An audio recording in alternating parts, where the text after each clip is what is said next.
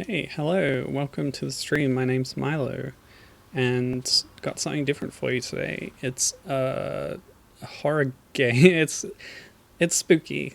I don't think there's any like full-on gore or jump scares or anything, but it's a spooky themed game. It's in the survival horror genre, but before Resident Evil came along.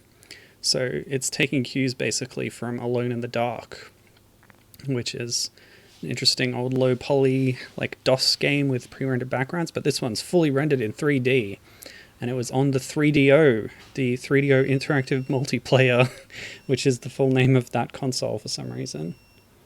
Yeah, it's Doctor Hauzer, kind of obscure, Japan only adventure game, and it was Japan only, but it did get that translation patch recently by Snowy Aria in March of 2022. And the reason I'm playing is because my friend Laura picked it for Game Club, and it looked really interesting. So, let me see.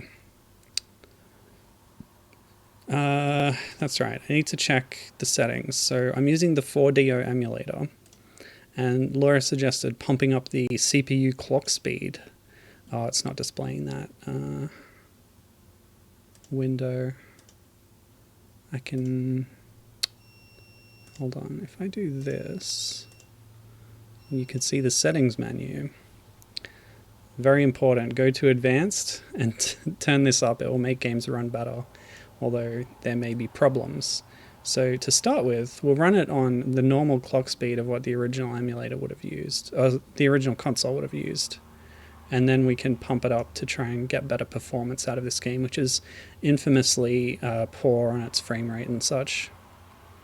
Oh good, we are capturing. Okay. Yeah, it looks good. Alright, so I'm going to push the P button, which is another word for the pause button, or like the start button. On the 3DO they had play, pause, and stop, because it was supposed to be this like format that supported video and other things. The CD format was very exciting in 1994. Alright, let's get started. And there's going to be a bit of a intro cutscene type thing, but it's all been translated thanks to Snowy Aria. So thanks to them for getting this out and making it a lot more accessible. The year is 1952.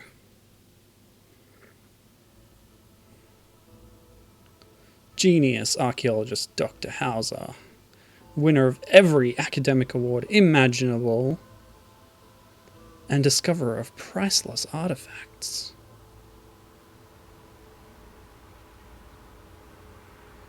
It exists. Yeah, okay. And now, what happened to Dr. Hauzer? Wouldn't you like to know? He's missing, that's what. I first interviewed the doctor 10 years ago. Love this FMV footage. For him to chase after fame, then just vanish. At long last, I caught his trail. An old mansion on the outskirts of town.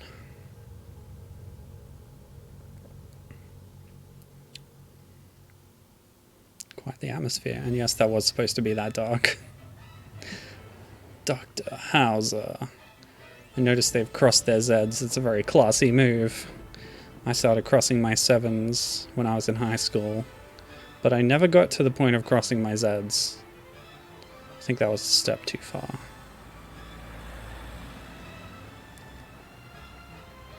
It wasn't until after I'd graduated uni that I changed how I started writing uppercase E's. Now I draw them like a C and then a cross in a line in the middle. It's much simpler that way. It saves effort. Turns 5 strokes into 2. Now there's a name you might recognize. Akihiro Hino is the programmer of this game. Later founded Level 5, the studio that makes Professor Layton and stuff. He's credited as producer, planner, and writer for many Professor Layton and Ni no Kuni games, and as well as many others. So this is kind of one of his early things that he worked on at River Hill Soft. So that's interesting. Apart from this, River Hill Soft Well, they did a lot of things in terms of publishing and porting. So, Gibbon, you might be interested to know that they published the Saturn ports of the Tactics Ogre Battle games. Otherwise, they also, let's see, published the Neverhood games in Japan, and probably commissioned the console ports, I think, as well as Abe's Exodus. So they took some famous Western properties and brought them over. And this is kind of a similar situation. It's sort of taking Alone in the Dark, which is a big Western property from Infogrames out of France, and doing their own spin on it. So it's very much inspired by that, I feel. All right, so the opening just sort of sets the tone. I wonder what operation means. I haven't checked these out yet. I've like launched the game up and looked around at some things. Okay, oh, that's good to know. Run is also pull. Yep. Now camera and, oh yeah, Laura clued me in on that earlier. But there's also the control menu you can pull up at any time in game. It's funny that the control screen is an FMV, because everything in this era is an FMV, because it's CD format. Hey, Laura's here too. Good to see you, Laura, and Gibbon as well. Glad you're here. Okay. So it didn't really introduce my character, but I'm playing as Adams Adler, who is a journalist.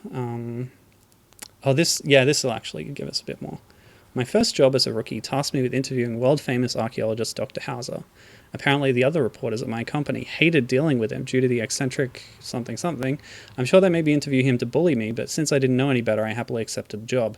Somehow we hit it off and had quite the chat. He even slipped me some exclusive details on his latest research. Since Dr. Hauzer and I got along so well, I became the go-to reporter for his stories. I interviewed him for several years before he disappeared. It's not like we became great pals or anything, it was just that his research made for good articles. Even after he disappeared, I continued to chase after him, and then finally, I tracked him down. In order to meet him once more, I headed to his mansion. And this is where the story really starts.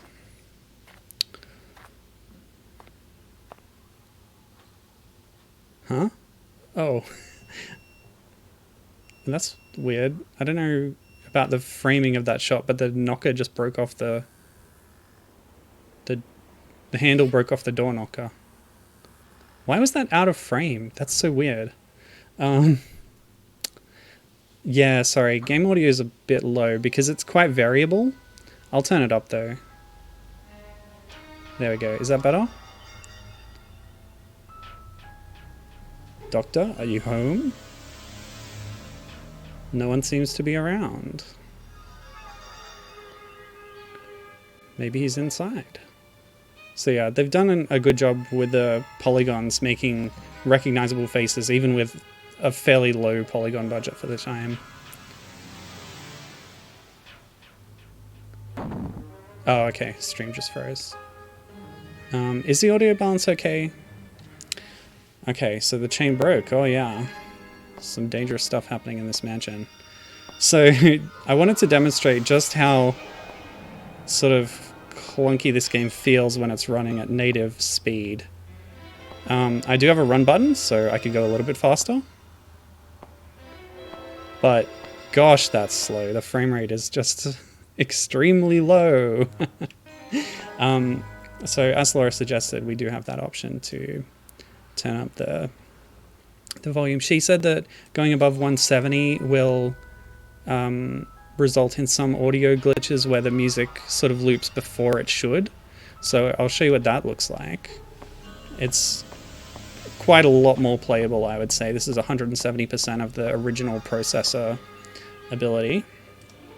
But what I might do is crank it all the way to the top, because I can. If we have audio problems, then I can only apologize, but the game speed is just... it's out of this world how much of a change it makes. So yeah, I'm going to stick with that unless we get too annoyed by the music. Yeah, and as Laura pointed out, there is no voice acting. So the audio level seems fine. Good. Alright, now the interact button to get through the door. I'm sure he should be here. Oh, the increased speed also goes through those text scenes maybe too quickly, but that's okay.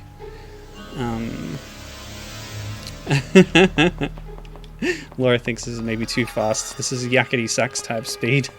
Alright, let's try 300% instead of 400. Because, yeah, I was testing this and I went to 400, but I didn't use the run button at that point. And with the run button, it is a bit comical. So here's 300%. That's a bit more realistic.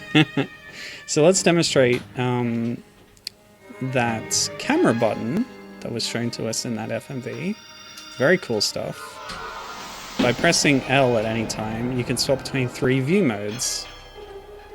First person, third person, which swaps the angle depending on predetermined like camera positions in the room, or the top-down view, which has a lower frame rate associated with it, to be fair, but is more useful for checking out certain things or for interacting with certain objects.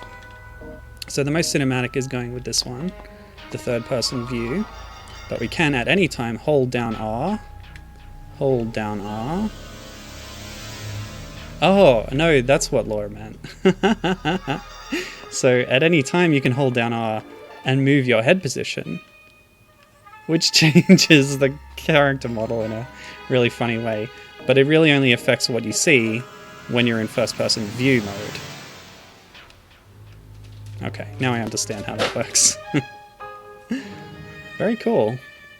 Oh, and you do the robot as given points out. Beep, beep, beep, beep. The distant future.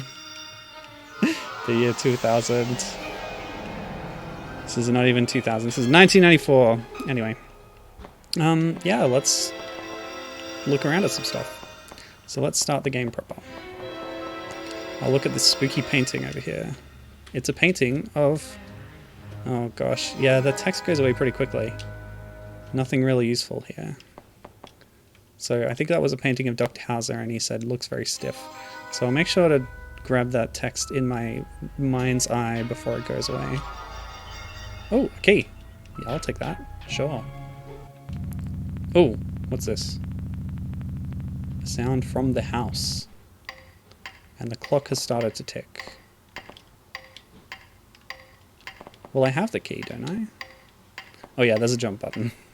There's probably going to be some pits at some point, and we jump to get over them. And this is tank controls, in case you didn't pick that up. We rotate with left and right, and go forward and backward with up and down. So let's investigate some more rooms on the first floor of the mansion. Oh, great!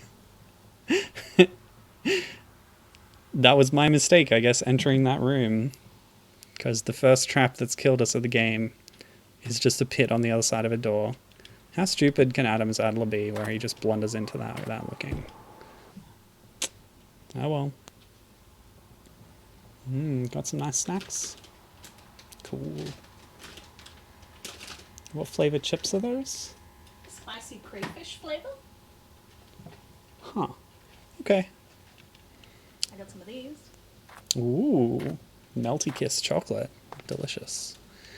Laura also tells me that when you aren't holding the R button, if you stand still, he looks from side to side, and in first person, the view sways on its own. Yeah, I did notice that. Pretty interesting. Oops. See, I moved too fast in that room, and the chandelier killed me. You're supposed to stand there and let it drop in front of you. Great close-up, though. Those faces are so iconic to this game and this era, where they wanted to strive for realism but didn't have very many polygons to work with. Okay, so when you pause, you can save at any time, almost any time, which is very useful. What's going on there? Maybe I'm pressing the wrong button here. Yeah, okay. So you press A to select that option in the menu. A well-loved notebook I've used since I started working as a reporter. I write down any information that could make a good story. I'll have to write about this mansion in here as well. So let's use, and we can make our save file. Now, I've also set up a save state shortcut, which should make things a little easier. instead of going to the menu every time, just to speed things up. Because deaths will be frequent. That's how this game works. You're supposed to be careful and identify the traps and not get killed, but it's very, merciful in the way that it does let you save very frequently at any place at any time almost. A mystery painting. Okay, so what are the doors here? We've got the double doors that were locked, the one that leads to the trap, the stairs, and this other door. I wonder what happens if we try going back out the main doorway. There'll probably just be a message. It won't open. Oh! It was open a minute ago. I guess I'll search inside. Okay. But yeah, as Laura pointed out, I wanted to show something. We're in first-person view. Adams just sort of looks from side to side idly as part of his animation, and that is actually reflected in the first-person view. I'm not touching anything right now, so that's cool. Laura says she loves low poly. Yeah, me too. Gibbon says, I wonder if falling chandeliers was just a popular set piece in early 3D survival games.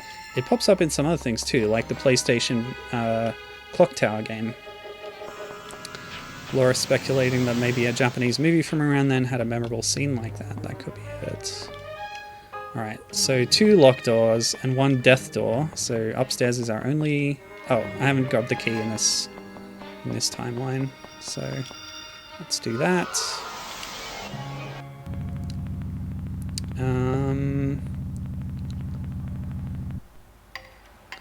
Yeah. Or not just a Japanese movie, but just a movie that happened to be popular there. Indeed. Yeah. Gibbon is looked up River Hill Soft and found that they are the team that did the JB Harold Murder Club games. Yeah, that's right. I hadn't heard of them, so I didn't... Oh, the stairs are rotting, so we can't go up that way. Alright, I'm making a save state. Let's check that it works. Yep, that works. So, yeah, we have to do something in this room before we can leave. Dust has gathered here. Oh, maybe we have to open our inventory and use the key. Let's try it on a single door. Key. Examine. I'm pressing the wrong buttons. It's a key made of iron. It worked. Haha. Yeah, so JB Harold Murder Club games, a series of games about an American detective, released on various PC platforms over the years. Seemed like one of their big, things. Yeah. Oh, a lot of people from the JB Harold team ended up at Sync working on things like Hotel Dusk and Trace Memory / Another Code. Interesting. I didn't know that. Alright, let's examine some stuff. A dry flower. You might as well take everything. That's how adventure game protagonists work, right? Okay, so a chair to view this painting. Big painting of blooming flowers. Indeed. Why don't we try sitting and viewing this painting? Oh, you can move it. Great. So there's like real physics happening here. Well, I say real. You know what I mean. I guess I'll take the vase? Oh no! Taking the vase released a poison gas which killed me. Okay, good to know. Back to my save state. That's funny. Okay. So go back that way. Can't get across this pit. It's a bit big. Oh, did that use up my iron key? Yes, I have no more iron key. So I guess what I should do is test it on this door first. Since we've got a save. The key doesn't work. Okay, good to know. So there's one way forward at the moment. You do have the key, dude. Oh, tank controls. Yeah, that's right, Laura. I brought that up already earlier on the stream before you arrived, but Akihiro Hino kind of the main program on this game, or one of them, went on to found level 5 indeed. Now, can you like identify any similarity between this game and later level 5 works? Debatable. It's not like I've played all the level 5 games. Oh, another key. Okay, sure. Let's examine that flower. Nope. Examine a beautiful and vivid dry flower. Okay. And the key. Okay. It doesn't tell me much. There's an empty vase over here. Why don't we try putting the flowers in it? Ooh, I heard a chunk. And a little jingle, a sound from the painting. I've solved the first puzzle. Come on. Ooh, it was a door. Oh, and a bunch of sync people then wound up on the Zero Escape games over at Chunsoft. That's interesting. There's also puzzle adventure games about death traps. How's a Diary 1 here? Take it. Let's do it. No, not use. What an amazing discovery. Well, maybe terrifying would be more accurate. This lithograph is probably the most important discovery that I will ever find. This discovery was just by chance. I know that there's still a lot we don't know about the holy site, but I didn't think something like this could exist there.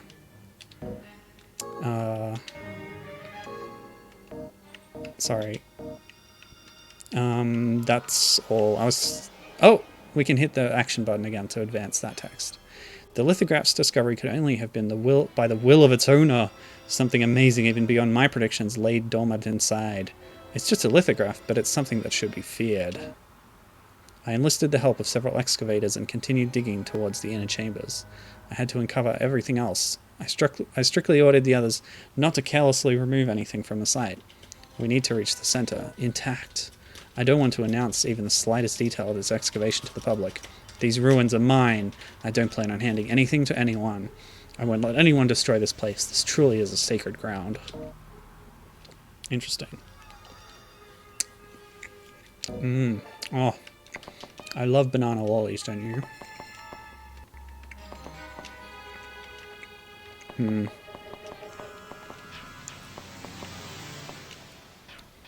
Nothing worth picking up. Something worth picking up.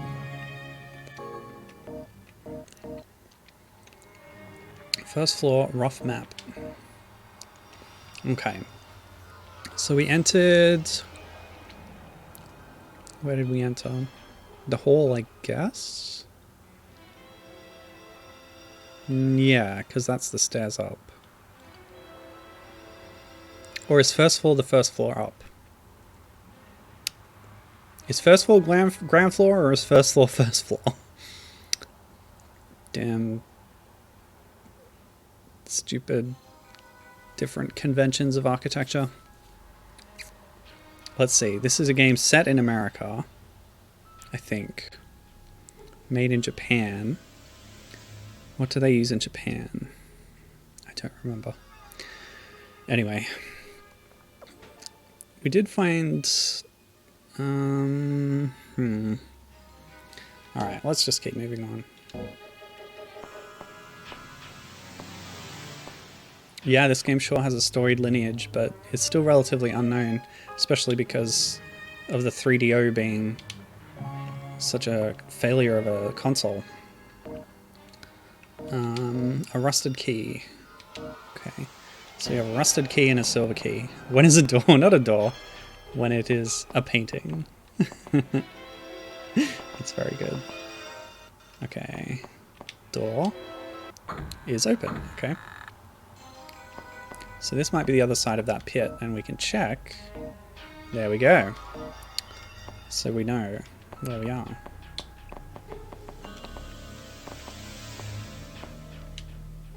There's a switch. Will you press it? I guess so. Oh, cool. I made a floor for myself. Lovely. I've opened a shortcut, Dark Souls style. Excuse me? Oh, it's just a wall. Well, now we can go back and use that key on some other doors. Ugh. Trying to run in a straight line is difficult. I've only got the D-pad.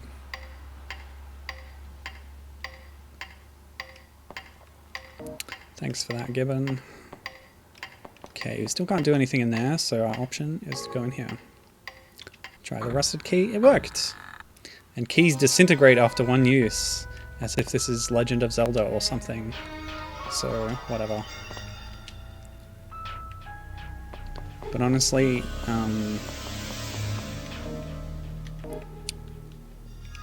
getting rid of unneeded items from your inventory is a very nice thing to do. Not all adventure games do that. Okay, let's examine the fireplace. It's rather long. It is, actually. That seems suspicious. Let's check some cupboards. Empty. Empty.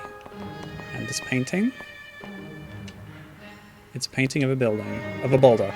Wait a minute. This reminds me of something. This reminds me of Bubsy visiting the James Turrell retrospective. Not an art piece by James Turrell, but by the rival artist who pops up in that game later on.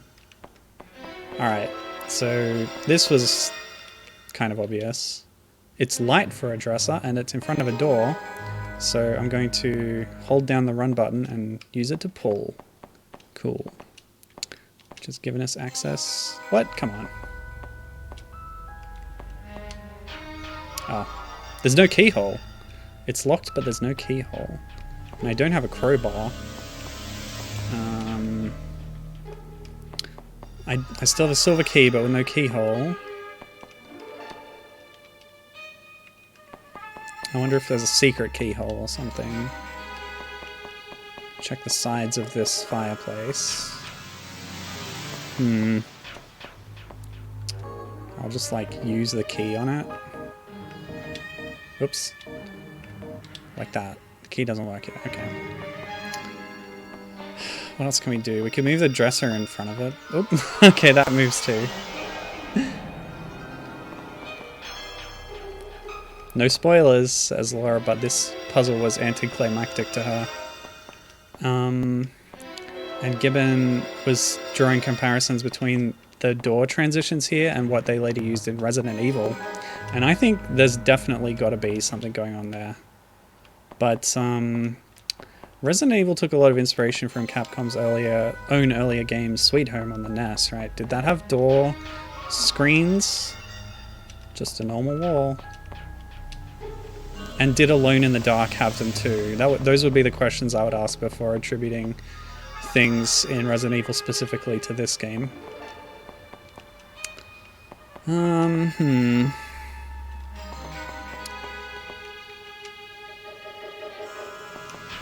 So this is a puzzle. It's got something to do with the fireplace.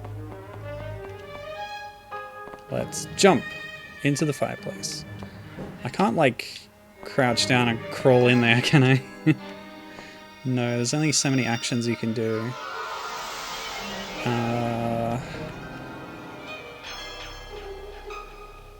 Quote-unquote puzzle. Well... in the interest of time, I wouldn't mind a hint or two, perhaps. Oh!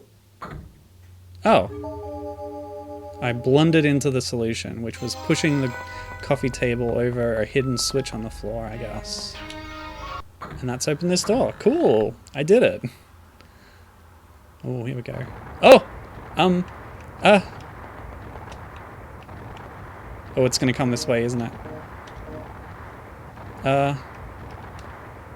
Please just stop at that wall. Oh, it didn't stop. It kept going.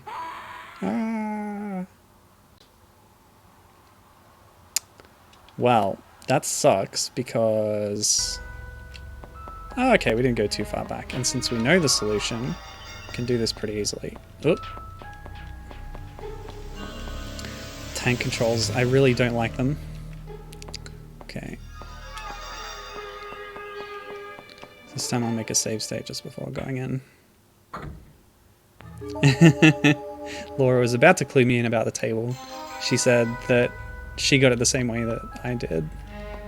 And it was very funny to her when it when the boulder was funny to her when that happened. And same thing happened to Given the other day as well. Alright, saving state. This time. Yep, lulls all around. It's all good. Just a boulder is just there in the corridor. Ah! Let me in. Okay, cool. We survived! Hooray! What's this?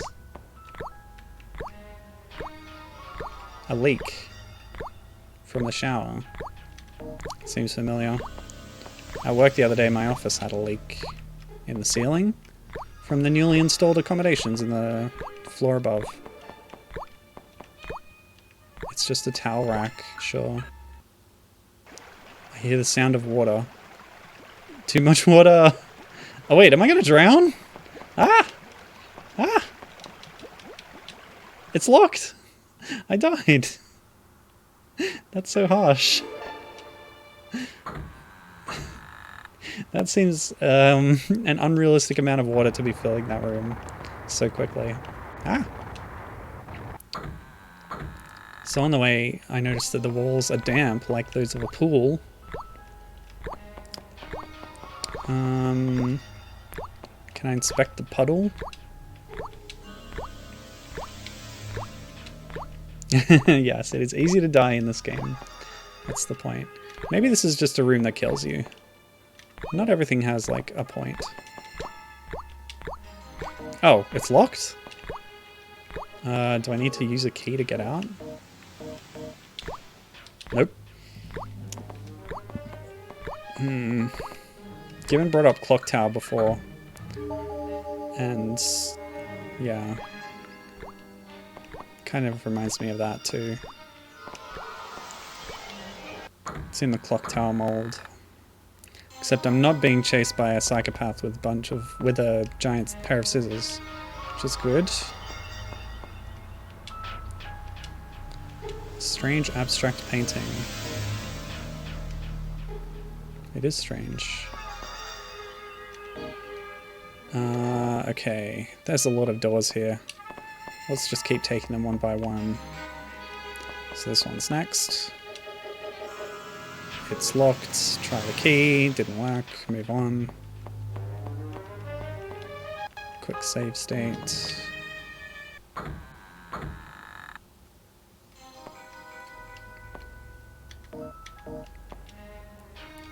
Nothing but unopened alcohol. Aha! A brass key. I must examine everything I find. Sure.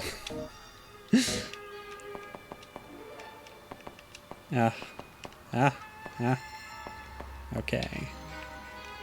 More booze. A knife, I guess.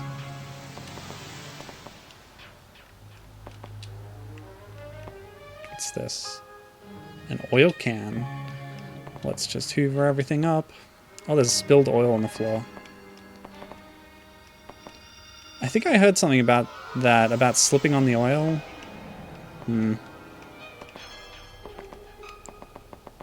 Trying to push this table over the oil. It's not working.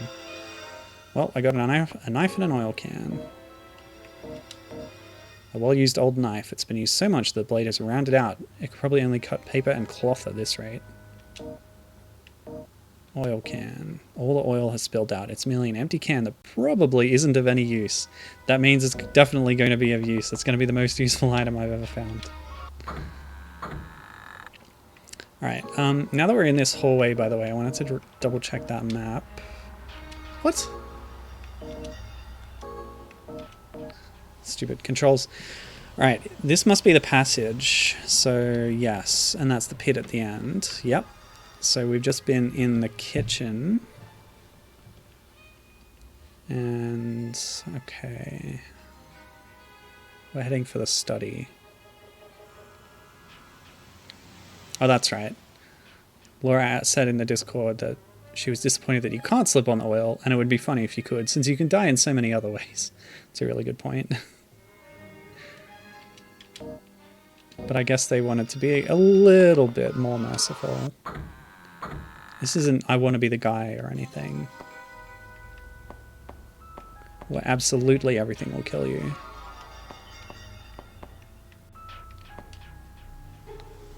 This table looks very sturdy.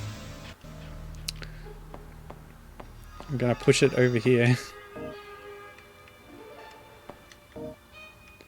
Gonna make an impromptu bridge with it, apparently. Or I'll try. Oh! So I read that you can't save in unwinnable positions. So use save book. It still let me save. Oh!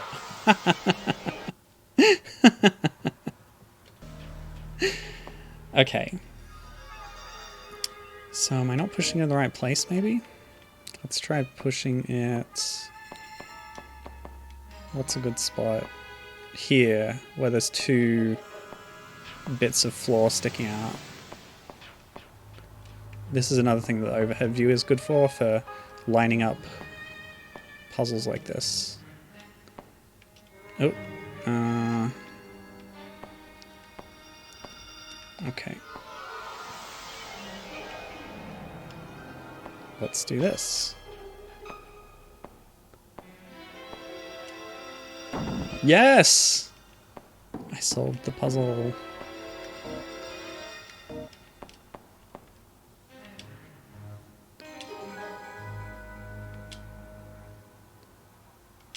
Seems to be broken, but doesn't his wife need this to cook? Jeez, way to be essentialist about gender roles. Water doesn't seem to come out. Although he is acquainted with Doctor Hauzer, so I guess he knows about his situation.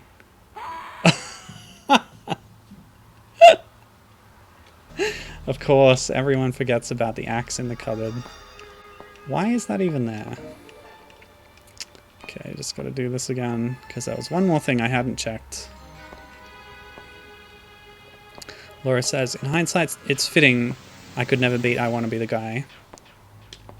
I got all the way through it, to the very last boss, and then I stopped playing when I couldn't beat the final boss. An eternal source of shame for me. So there's another handle on this side of the door. Ah, and that lets us take the axe instead of it smacking us in the face. That's great. That might let us knock down a door that's being uncooperative, perhaps. Let's examine it. An extremely heavy axe. I probably couldn't swing it around myself. Not sure what I could use this for other than its weight. It's worth noting at this point that, unlike Resident Evil, unlike Clock Tower, unlike even Alone in the Dark, this game doesn't have any combat. The knife is not going to be used to stab zombies. I'm not going to have to use the axe to fend off a gargoyle or anything. So in that way, it's a bit more friendly of a game and less horror themed. So I've just gone up here, but actually I want to explore the last room down here first. Laura is comparing Dr. Hauzer, the owner of this mansion, to Kevin McAllister. That's a good call. He must be home alone here somewhere. But I'm not a wet bandit, despite me flooding that whole room before. It was an accident. Oh man, really?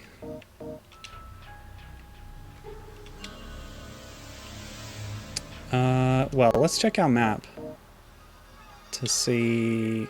Ugh, come on. You don't use the map, you examine the map. So that's the stairs on the left from the passage. That's the door to the study, but it won't open. That's the only door to the study unless there's a secret passage from the kitchen or a stairway into it.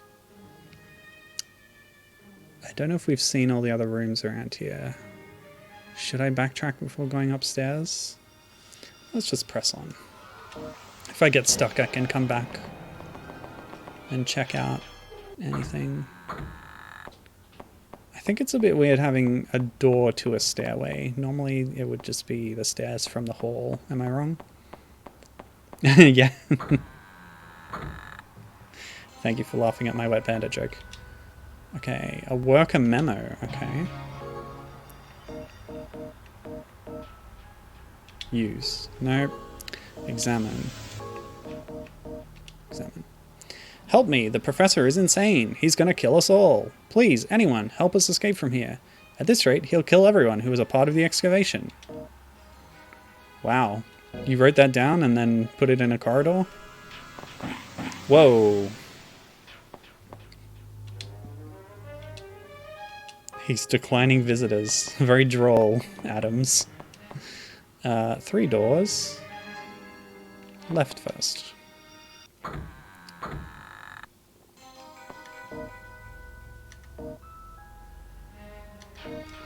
First person view is definitely the most spooky view. Reminds me of Tasty Ramen, which was, oh my gosh, a shotgun. Again, we will not be using this to kill creatures or anything. Oh! Secret doorway with a ladder. Let's do it. Ooh. Yeah, Tasty Ramen and some of the My Madness Works games were evoking this very sort of thing. Low poly, retro horror, first person games. Although this is only partially first person. Oh, we can take the vent cover. Oh no! I shouldn't have done that. I should have examined the papers first. But I guess it's the right thing to do because now there's some memos to pick up. I don't know. You can't, like, get into an unwinnable situation, can you? I'm gonna rewind that. Sorry.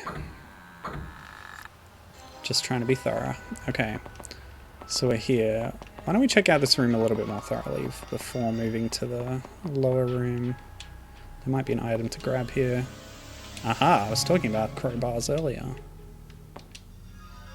And a lighter, oh my gosh, so many useful adventure game items. If only every adventure game protagonist had a lighter and a crowbar. Yeah, okay. So now we find the ladder down. Oh yeah, I forgot the shotgun. I gotta examine that stuff. Yes. Laura did accidentally push the table into the hole. So you probably can get into an unwinnable situation. That's a very good point. That's why I went back. Okay, let's examine our new finds. There's probably not much use for this, apart from pulling some nails out. That's what you think, dude. You could get through a door with that thing. Looks like a normal oil lighter. It's a little rusted, but looks like it still works. Why does Dr. Hauzer have a dangerous gun like this? Looks like there's only one shot inside. I can't waste it. Oh, ominous. Alright, this time we'll examine the papers on the table before we open that grate. Are you kidding? Come on, dude.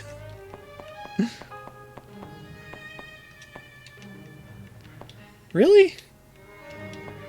Oh, his arms are so short that he can't reach them in the middle of the table. That's the problem. That's why we need to blow them around. This is a kind of weird adventure game logic kind of puzzle. Complicated books, huh? You're a journalist, dude. So this is leading to a different room. Because I came out on the other side of the room to that. Yeah.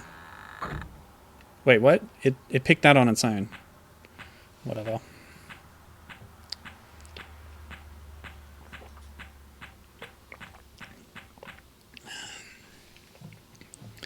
While I'm up here, I guess I might as well continue exploring the upper floor.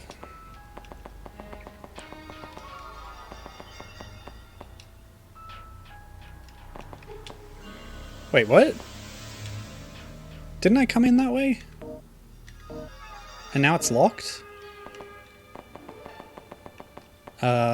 Excuse me?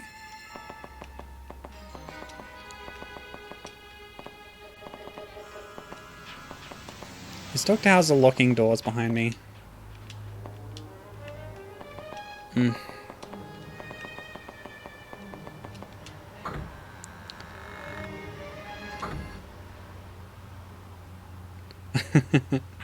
The table bit. Yeah, so when Laura pushed the table in the hole, that was the first part that made her go, oh, F you. It's still funny, just a different kind of funny. And the F in FU stands for funny. Alright. Got a bit more to look at, then I can get the lithograph, I can try the door, and I can try the other ladder. A dictionary? Cool.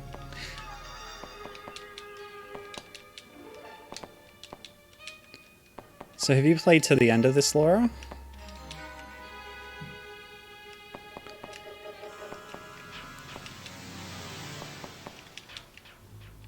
Okay, I guess it was just the dictionary. Oh, the having to blow the papers off was the bit that that made Laura annoyed. And another diary, okay. Keep looking. No, Laura has not finished it yet.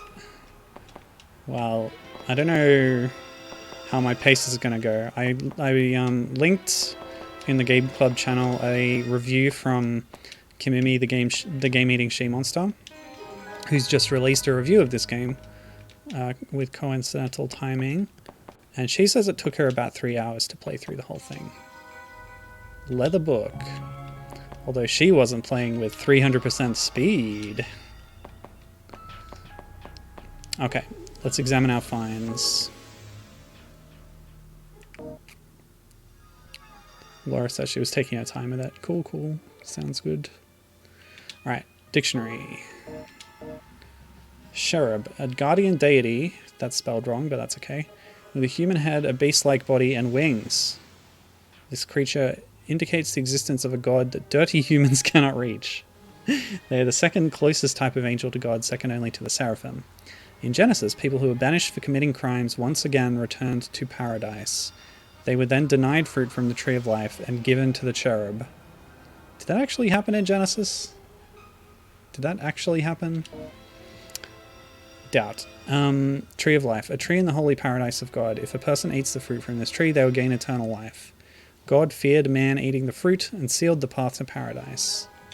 Is this in the dictionary? Okay. Second Hauzer diary. Today makes the 2nd year since my wife died. When I think about it, she was probably unhappy with me and didn't say anything, even though I forgot about her existence while absorbed in my research in the excavation. She waited for me without saying anything. This makes Adams's comment earlier about the stove kind of insensitive, but maybe he didn't know that the wife had passed away. She was probably lonely. She had no living family other than me. Although it's too late now, I feel I should have made more time for us to be together. If we did that, maybe we could have discovered her illness sooner. I regret what I've done. If only she survived till the end of the excavation, she might not have died. Yikes. Okay, and the leather book contains a key. Awesome. Oh, that's what I get for using accidentally. But I would have seen that in the examine view anyway. There doesn't seem anything important about it, but it's still in my inventory. Explain that. Okay, bronze key. Didn't I have a bronze key before that was orange? That's brass. Right, fair enough. I guess it's a very corroded bronze to be blue in color. Alright, I'm saving state. I'm also going to make an actual save. The inventory is getting a bit unwieldy at this point. Okay. And I once again just see what I can do about examining this. Nothing is happening. I don't know why there's not even a comment about it, but I'm taking the vent cover.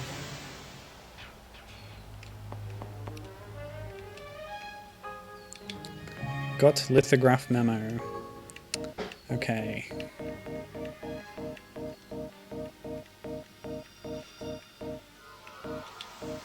A vent cover clogged with dust and dirt. As a tool, this doesn't seem to have any use. So maybe they don't get rid of all items when they're not useful. The master placed the cherub in this area.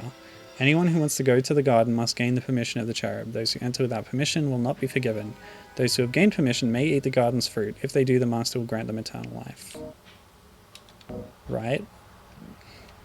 that information was in the dictionary as well already. Yeah, smells musty.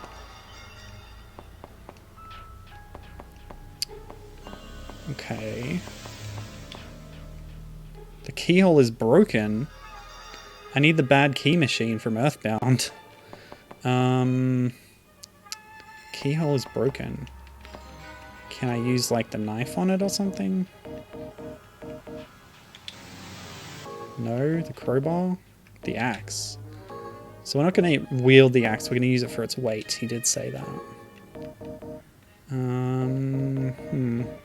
I guess I'll try that other water.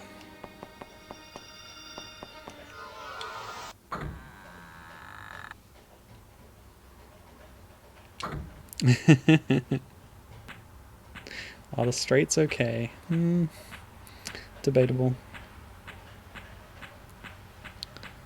Let me see.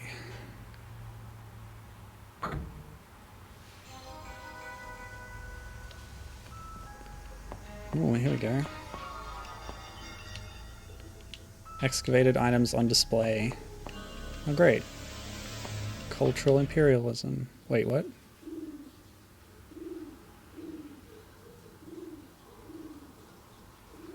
There's an owl outside. My moody face reflected in the glass. Okay, well, that was cool.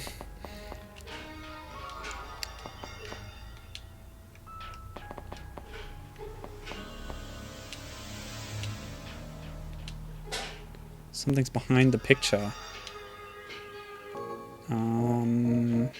Crowbar? You kidding?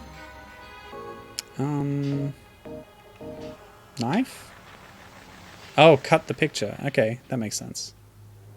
It's a map of this floor. Sure. Just a picture frame now since I desecrated that painting. Alright. Well, I know how to remove boards.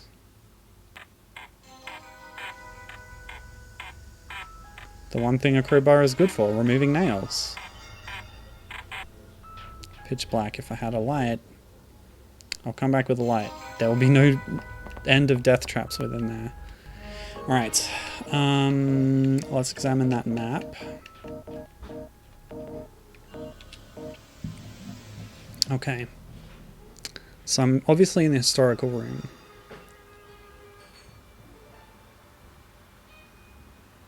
And which means I'm at one end of the house, which will make it easier to methodically go through the rest of it. So let's get started. Yeah, there's nothing else to see in here. There were a couple more doors on the bottom floor that I hadn't checked out yet. Alright, see you later, Laura. Thanks for stopping by. And Given pointing out that the darkness just starts and ends at the doorway. Yeah, pretty, interesting. Wait, hang on. Up, down... Where am I? Whatever. Sorry, I think I misinterpreted the map earlier. Ooh, creepy. Got a bunch of the same painting in the room. One's different though.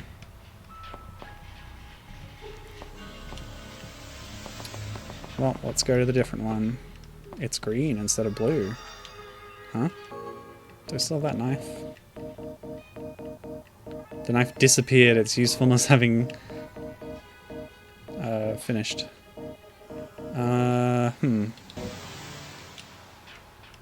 This has a missing spot. But so does this.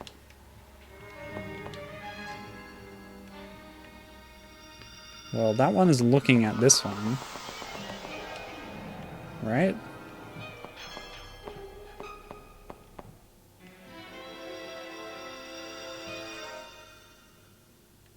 Okay. That one's looking this way. This one's looking straight. This one's looking left, which leads us back here.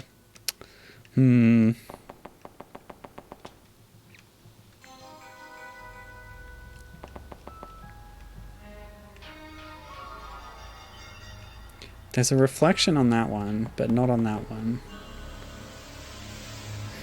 What does that mean?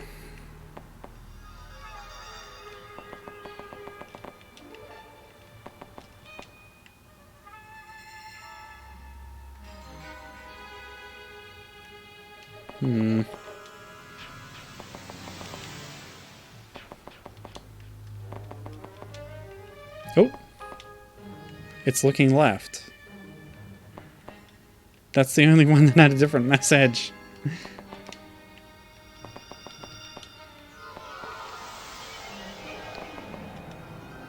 But a lot of them are looking left.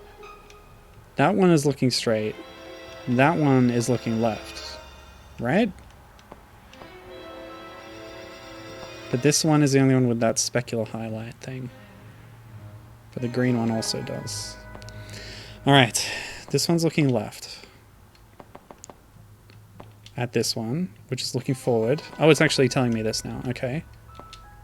Now it's looking left. Left again. Left again. Now forward. Left. Patinated key. The wall's moving. Oh crap. Oof, I was about to get crushed to death. Yeah, so it wasn't start with the green eye, it was end with the green eye. Even though the green eye is the obvious one to look at and was the answer. You had to start with the one that had the highlight on the eye and then follow them around. Which just doesn't make any logical sense, but okay, whatever. Yeah, so many ridiculous deaths. It's just kind of funny in that way. Completely covered in green tarnish. Cool. Alright, now I've been in there. There are more places on... Wait. Didn't I come out of this room? Yeah, there was an alternate way in here that didn't use that key. I wonder if I've completely messed myself up by using the key there. Oh wait, I have a lighter. Let's save.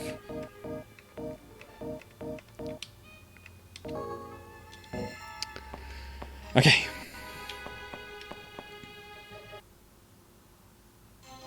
I do have a light.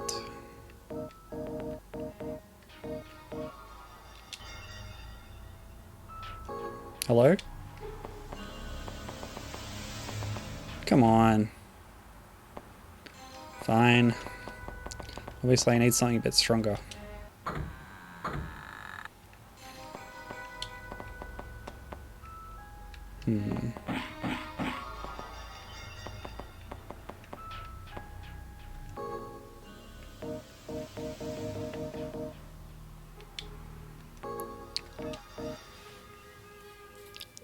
Okay. So the study is the room. Wait. No, because... whatever. Ignore the map. I'm just relying on my own mental map now.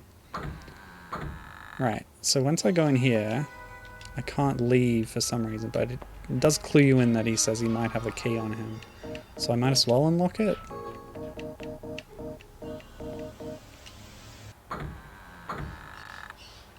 Okay. Well, I've just been in a circle using keys and getting more of them. Alright, let's go back down.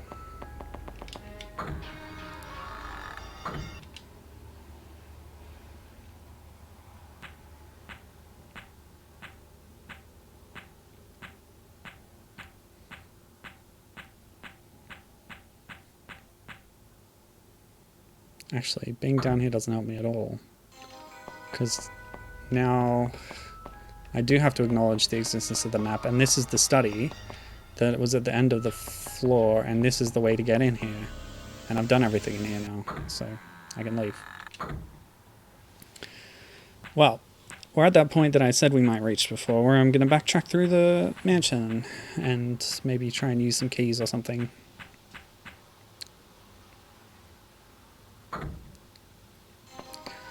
Right. We're trying to find a lantern, a torch, something like that. That's the painting room, that's the books room, and we'll go back down. I can't reach the rest of the second floor because of the trap. Maybe I could put the axe over the spike holes or something? Anyway, if you're enjoying this game, you might want to check out other games on the 3DO. There was a port of Alone in the Dark to the 3DO, and River Hill Soft followed up this game with another one called Overblood. A very similar kind of gameplay style system, but with a sci-fi setting and multiple playable characters, including a cute robot. So that looked pretty cool. I've looked in all these cabinets. Yeah, so far I've been through the acquisition phase where I grab everything in sight. Now it's a matter of finding the right places to use them. Hang on a sec. That's just the basic version of that painting. Oh. I think I passed this by before and I couldn't get through, so...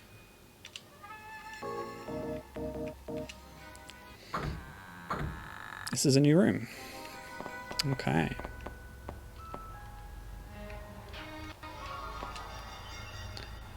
Lithograph. We've been talking so much about lithographs. Doctor Hauzer's lithograph? Ah, the floor is sinking. And the music got louder. Yeah, it's actually a lot louder. I'm turning it down. That whole dun-dun-dun, reminds me of the Super Metroid. I think it's the wreck ship music, maybe? Alright. Candlestick. No, not use. Examine. It's a fairly heavy candlestick. This may come in handy in a dark area, but without a flame, I do have a flame. Thank you very much. Lithograph. Came from the excavation, but I remember Dr. Hauzer letting me see a document with these letters on it before. However, I can't read the contents.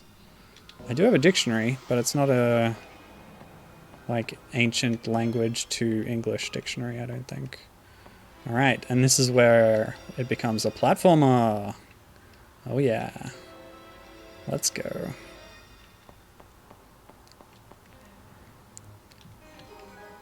So I have the lithograph. I don't know what good it's going to do me. But at least I have the candlestick now. So I'll just go do that.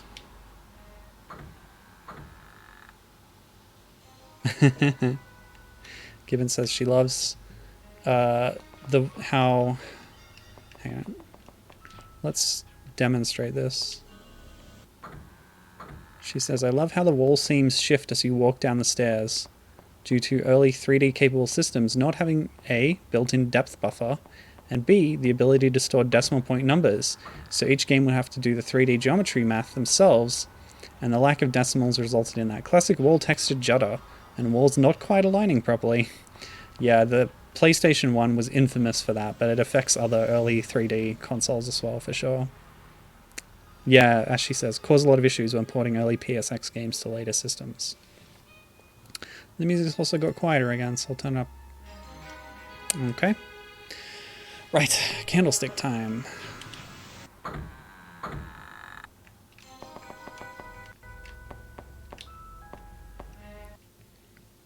So, we're here. Use. Not much use by itself, but... lighter. Okay, a passageway.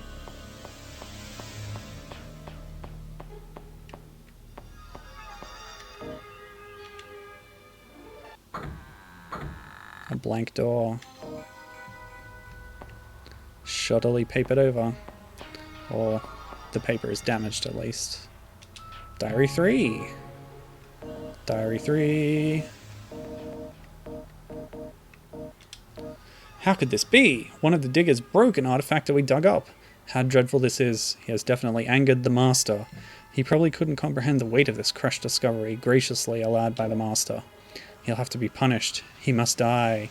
We must make up for his sin by killing him and presenting his body to the Master as tribute. There's no other way to atone for this sin. To atone for his sin, we called out to the Master. It must have been a beautiful moment for him.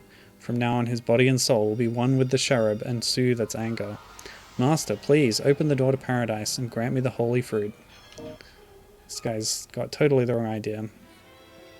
It's finally been discovered. We can finally meet with the cherub, with the cherub's lithograph. By following the first lithograph, we found the land where the cherub lies. What amazing luck! As I thought, the cherub's lithograph was a guidepost to paradise. However, the gate is sealed. But even if I unlock the seal, I would still need permission to enter paradise. There, eternal life and the tree of life await. Most likely the Master gave only me this gracious chance. That's why I found the path to the cherub here. This guy seems a bit unhinged. He needs help. It's very neatly made.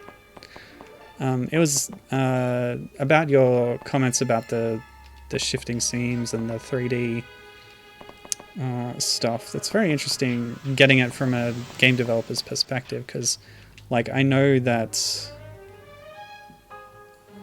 the PlayStation has this juddering texture issue, but I never knew why, and you've laid it out yeah, in an understandable way, so thanks for that. What? So there's glass here, and I can't break the glass. I thought the axe could probably do it, but I could try the shotgun? It'd be too risky to shoot from here. So he does want me to do it. That's a baked animation, so that was definitely the intended use. That's great. Was the gun really my only option? Okay. I feel like I messed up. I'm gonna go back. I'm not gonna use the gun. Feels like the gun is gonna be useful at some other point. So no point using that here. What else could I use? Vent cover? Doesn't look that heavy. Big heavy lithograph? Come on. Oh, the can's probably pretty light. I'm not sure. Was the gun really my only option?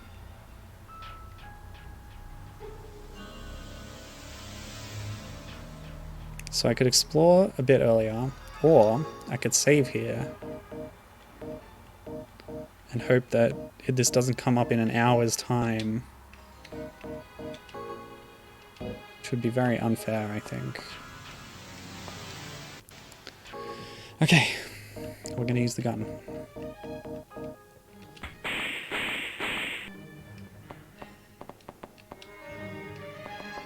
I realized that you can hold down the examine button and the text will stay on screen for longer. Alright. Oh! Golly. A victim of the mansion, but it's strange, the body's dried out. What is sucking out their life? Oh, this is Super Metroid after all. Gotta watch out for Metroids. Reddish copper, undecorated. Does look kind of comical. Wound in the side, perhaps. I can't walk any further forward. You can just kind of see a face a little bit, but the camera moves too quickly. Oh! Okay. Wait. This is the corridor that was blocked by the spears? I could have seen that from there if I'd gone into first person. It's funny that Adams just didn't react at all. Oh, the key was right there. Oh!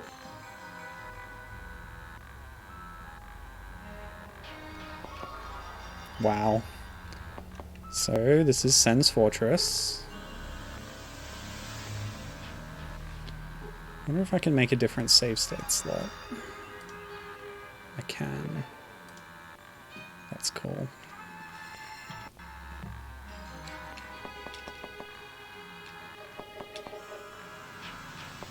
I was good at Sense Fortress. Wait, what? Come on.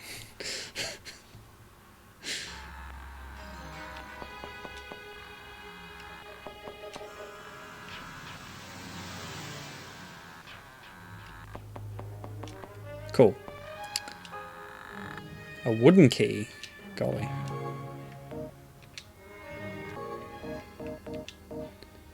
It's strange seeing a key made of wood. It's still pretty solid, so I should be able to use it. Okay, I guess I need to go back through.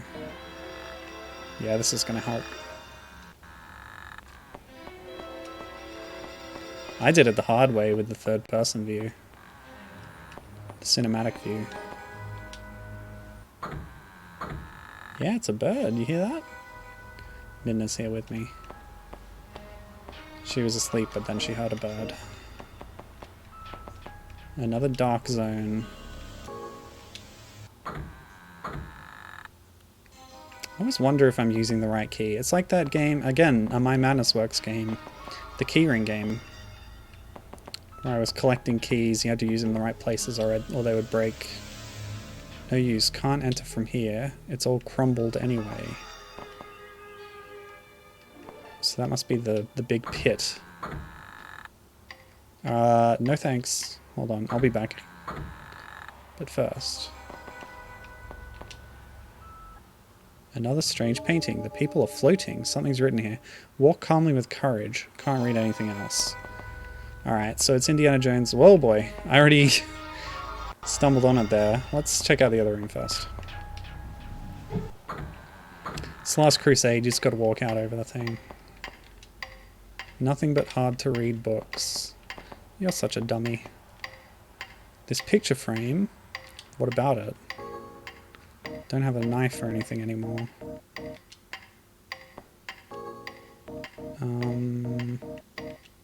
Set it on fire. Axe.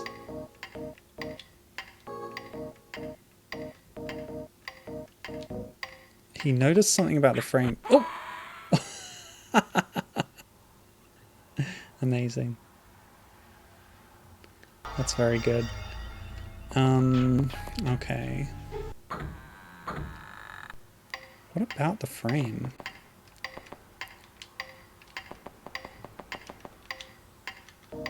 Nothing hidden here.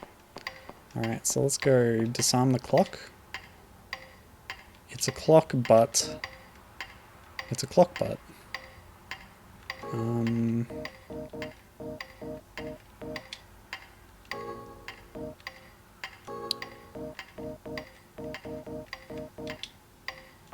Really?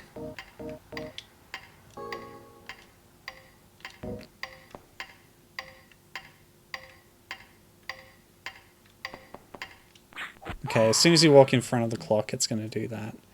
Maybe I can move it, though.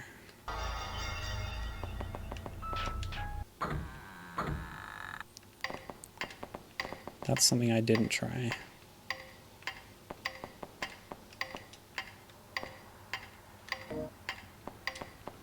I cannot move it. Can I move the bed?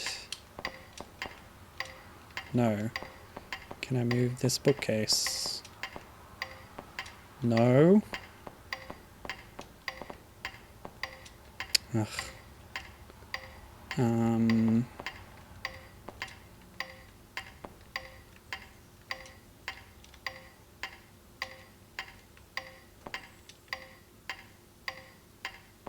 Seriously, put the vent cover in front of the dart launcher.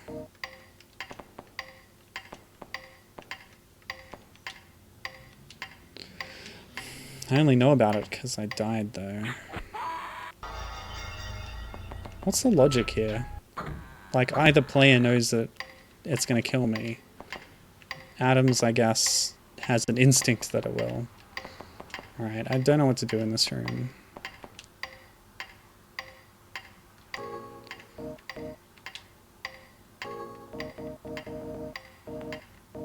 I've tried all my usable items on both the clock and the picture frame and nothing, so I guess I'll just keep going. We'll return here later. Okay. Let us do the Last Crusade.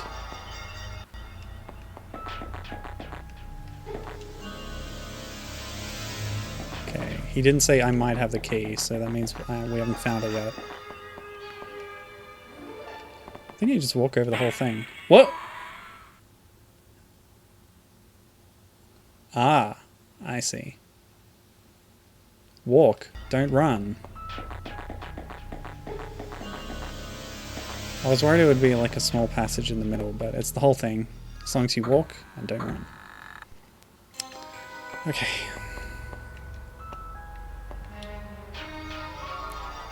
Research equipment. Well, you never know. That's the game designer talking to me there.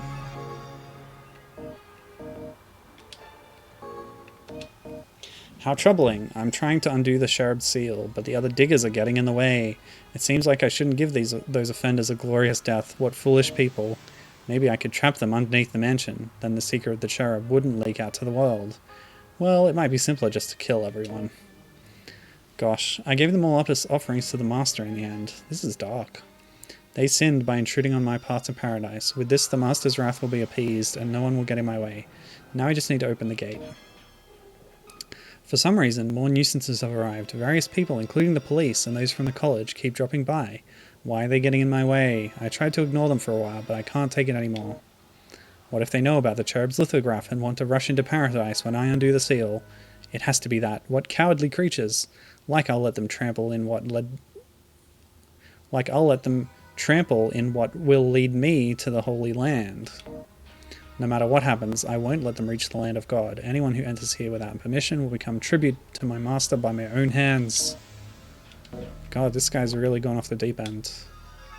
A well-used table. It said research equipment before. This looks like scientific glassware, but... well, it's too blue for one, but I guess it's supposed to be like a bottle and glasses to drink out of. They're really big glasses, though. New key. Covered in gold, not solid gold.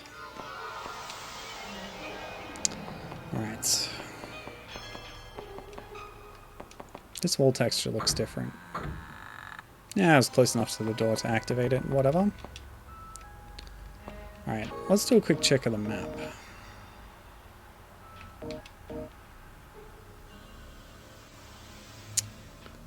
No, I'm in floor 2.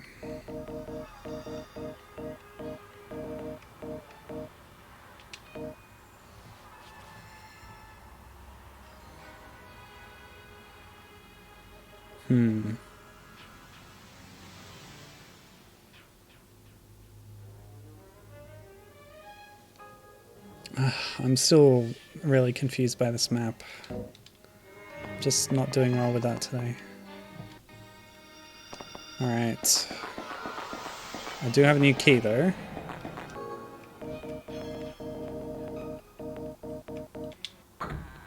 Great.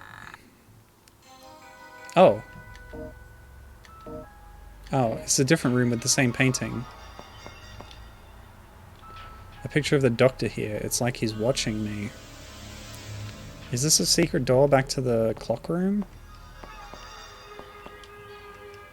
Nothing noteworthy here. Nothing noteworthy here. Nothing noteworthy here. Something noteworthy here. It looks like a what? A switch. Press it, yes. Yes, please. Okay, we've used up the clock now. So the doctor was on the other side of this painting watching me, and he activated the clock manually as I walked past. Now that I've done that, it should, yeah, hopefully it's a one-use clock.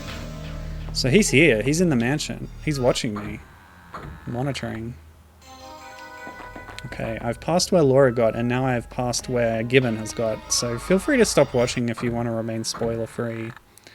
I'll keep going until I've finished, because I think I'm making pretty good progress. can't pick up the arrow, I guess. Alright. This picture frame. He just says that, I don't know, whatever. The arrow came out of here, but the switch stopped it? I don't think that's an accurate description of what happened, but okay. What's this? I could place something here. There's nothing else in the room, so I'm going to put the axe there as a heavy object that would fit. Perfect.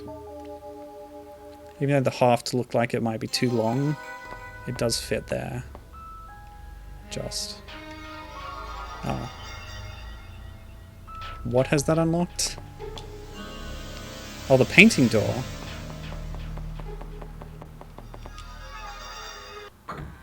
Right. Huh. It's another fireplace room.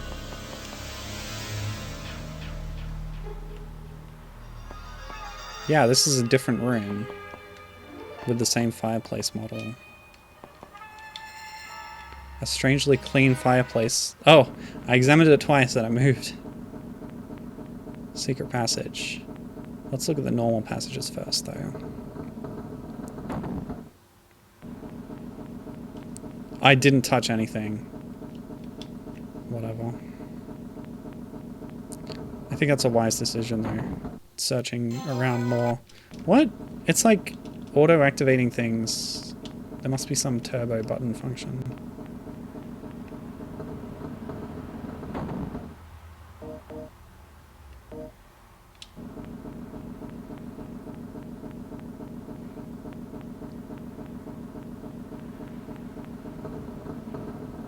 Okay, just, yeah, back away slowly.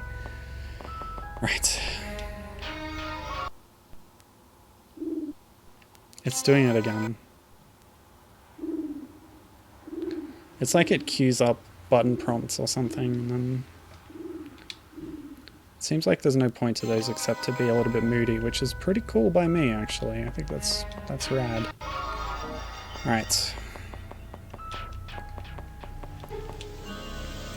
A photo of wife. Yes, I will take it.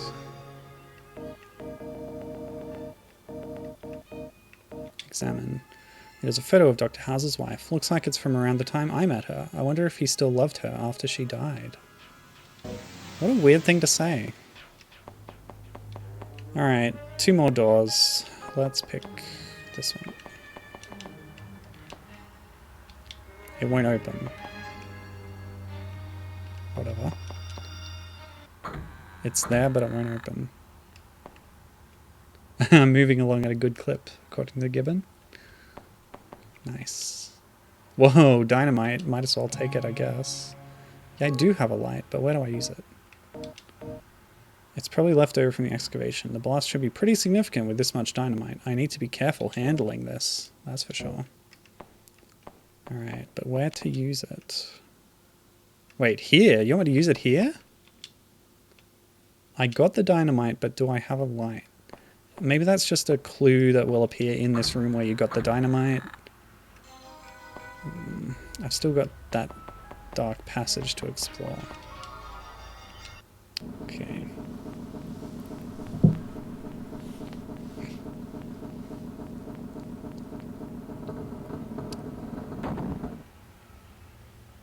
It did it again. I don't know what's going on with these buttons, but that was the option I wanted this time.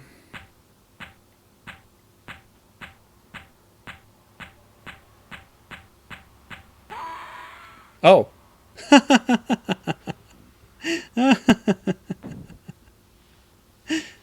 Oh, right, that wasn't a death. That was progress. I must have fallen far. Oof. New phase of the game, new music track. New save state slot, I think. Since that was a bit of a point of no return, I'll make a real save too. Cave entrance. Oh yeah, this is good. These tell you the name of the room you're in. That actually could come in handy when navigating the map, which I had so much trouble with. Never mind. Oh. Poor fella. Hi, friend. Oh, a key. Made of bone. Very morbid. Oh, examine. Why would someone do this? The doctor has gone mad. Yeah, no kidding, dude. Figured that out a while ago. Show me this bone key. An extremely eerie key. Could this be a person's bone? If so, then who made this key? Doctor Hauzer? Interrobang. I've noticed that interrobangs are written differently in different languages. Japanese always has exclamation mark and then question mark. Only this wall is crumbled. Looks neatly excavated by hand. But sometimes it's question mark and then exclamation mark, which is suggested by the name of the symbol, because interro would be the question and then the bang is the exclamation. All right, now is the time to dynamite. Now I need to light the dynamite. Use. He said something about it was unlucky. Maybe the fuse was too short or something. And then he said I had to run, but I didn't make it. Oh, that's weird. When I loaded that state, the music was louder. So there's something with the emulation that's messing with the volume levels or something. Alright. Wait, do I have the bone key? No, I don't. I better grab that before I blow up the wall.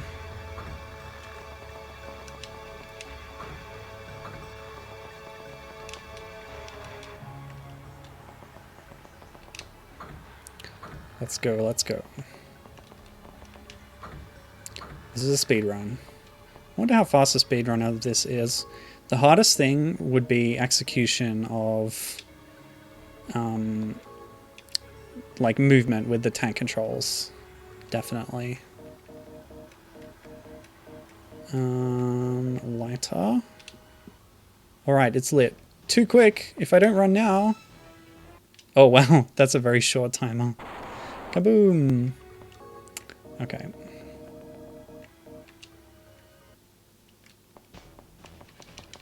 Let me out!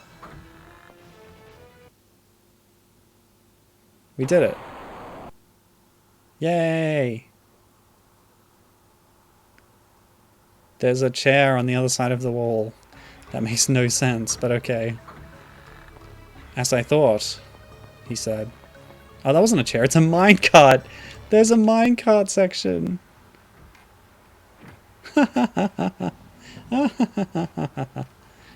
Amazing. This really is a video game. One of the games of all time. Gibbon contends that she has found that when you get used to tank controls, you can execute movement really sharply. It was just how games were back then, after all. That's fair enough. I don't play too many tank control games, so yeah, that's a pretty fair assessment.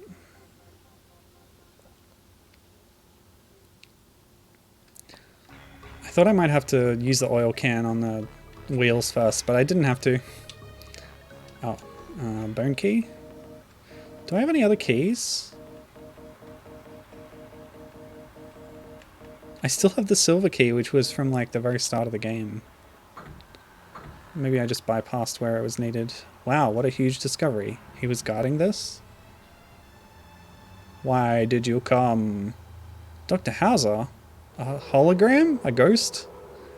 That's right, I got it. Eternal life. No way, you really did it.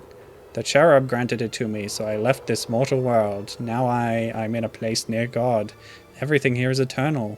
You're joking. I am not here. I am inside the cherub. Why did you go this far? Oh my gosh. Okay, what I'm going to do is turn down the game speed, because this is like an important cutscene that I want to be able to read. So I'm going to go to those options and turn down the overclocking. So we'll do it just to like 150. Actually, we'll do it at original speed for the importance of this cutscene. Normal processor.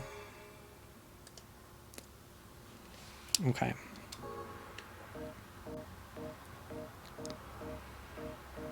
The way it was meant to be played. Alright, it's lit. Huh? Too quickly. If I don't run now, I will be exploded.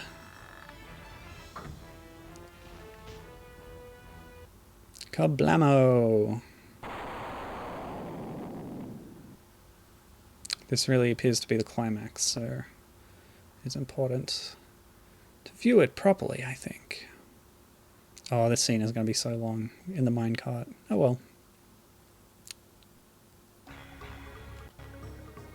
Okay. Well, maybe this is what I am supposed to save the gun for. As I thought, a rail car. Well, the rails did kind of give it away, didn't it? Alright, now I can go further. Cool. So, why was there a wall there if there's already an excavated tunnel with a minecart behind it? Yeah, whatever, I guess.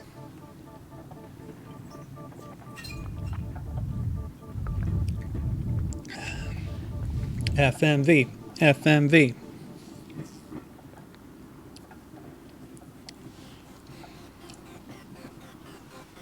I've been replaying Super Meat Boy recently, so I might play something related to that in the next stream. Okay. Save state, let's go. Oh, right.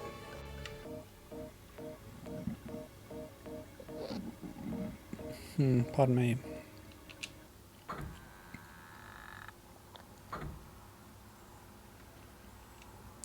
Wow, what a huge discovery. The side eye. He was guarding this?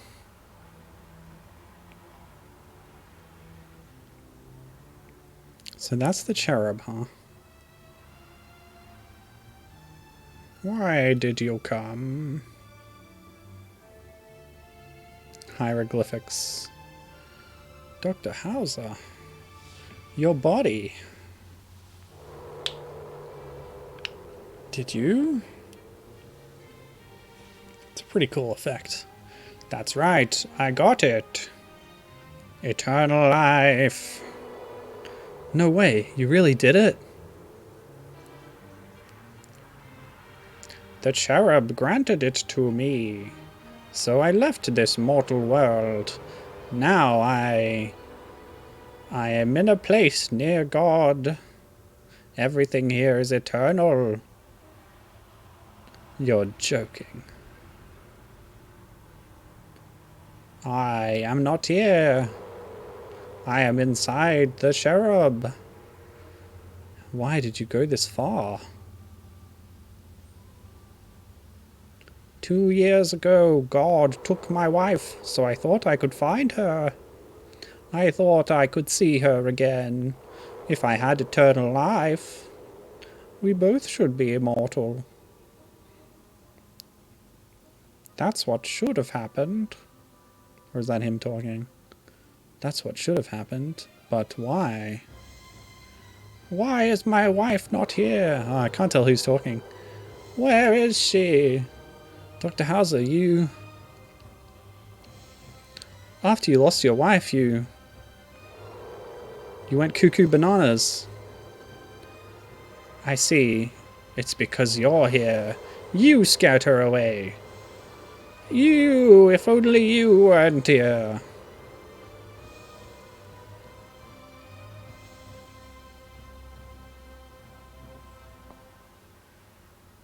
Whoa.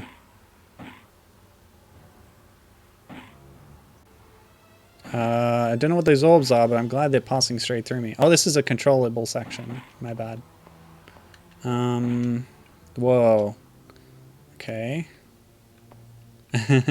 Gibbon says they must have been really proud of that side-eye animation, given how much they use it. Classic road to hell and good intentions, etc. Ooh! Okay, so they are deadly. I guess I was just passing just outside of their range. Alright, we're turning the speed back up since I forgot to save after that cutscene.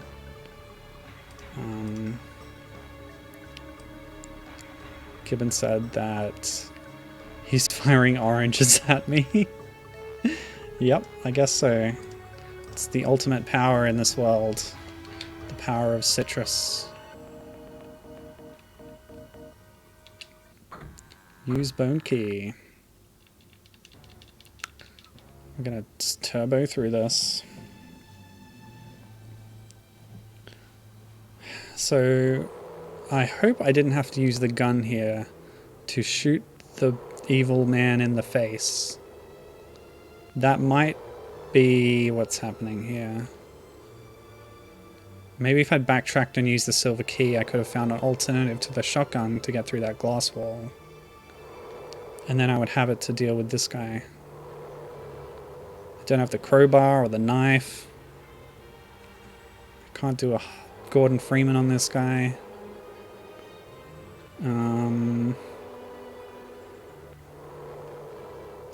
Don't have the axe.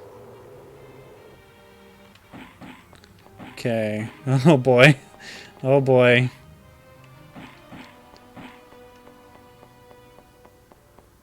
Ugh. Okay.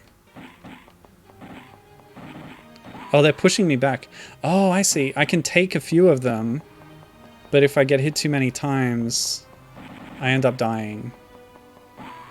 I think that's what's going on here. Use photo of wife. Oh. He held it up, so that might be it. To remind him. I could use the lithograph, maybe? Nope. What else could be useful here? Yeah, the gun is choosing violence, but if I show the wife to him, that might bring him to his senses. Let's try it. Buddy! It worked! I didn't run, I walked. I threw the wife at him. She came back for me. Now my wife and I... The garden. Ellen. Oh, hang on. This is another important cutscene. Now that we figured out this puzzle. I'll turn the CPU back down. I gotta read this, get the full emotional impact. Okay, photograph. Let's go.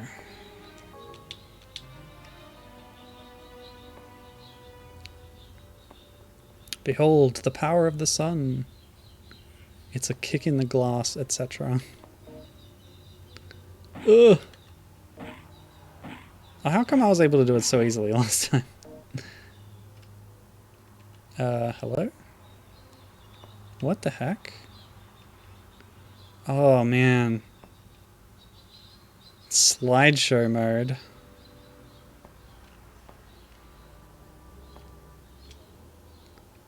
Good lord. What is happening in there? Aurora Borealis? Buddy. Serpentine, serpentine. Move to the side. I don't know if this is working. Ah, nuts.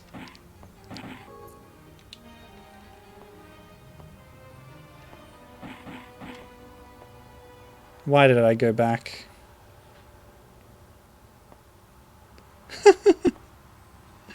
Oh man. It's just comical. I'm just holding up. I don't know, I guess I got lucky? Whatever. Alright, here we go. Oh, my wife, she came back for me. Now my wife and I, the garden, Ellen.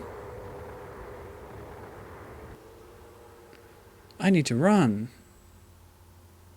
Should I use the minecart? Yes, I guess. He's running on his own. Oh, good thing that explosion is so slow. You know, I think I've seen that GIF before.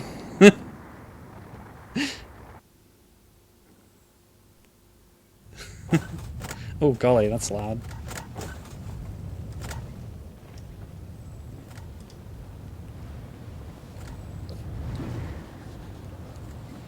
Well, I guess he exploded for some reason.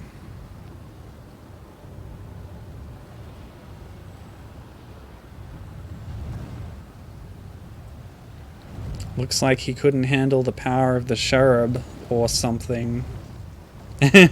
Yeah. As Gibbon says, I need to run. Side-eye animation. Yeah, he didn't seem very urgent in that moment, did he?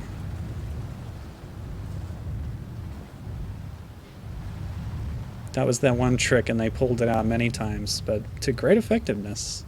I do like that side-eye animation. And yes, it is supposed to be this dark, by the way. God, that was really loud.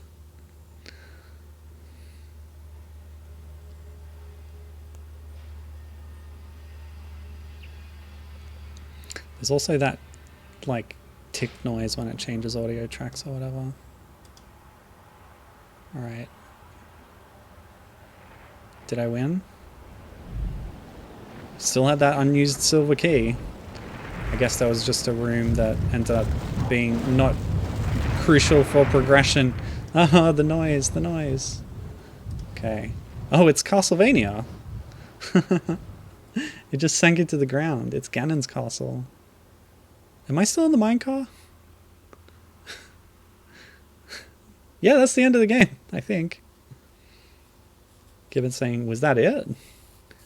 Took me an hour and 40 minutes with the speed up of the CPU. It should be noted.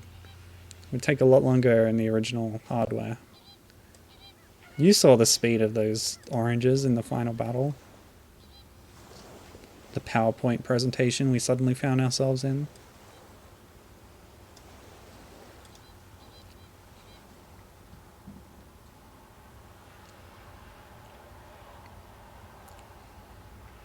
Speaking of Ganon's castle, that sky's a little bit Ocarina of Time-ish as well. I wonder if the events that transpired really did happen. The countless records I wrote down in my notebook tell a bizarre, wondrous story. But I couldn't publish this. No one would believe the strange tales told only by my notes. And I don't want to believe it either.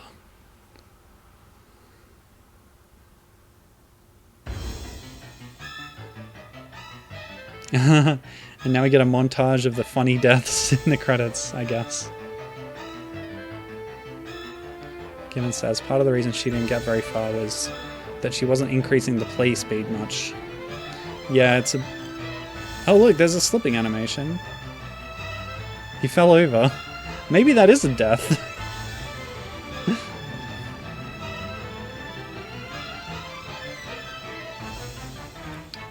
I should go back to that room and test that.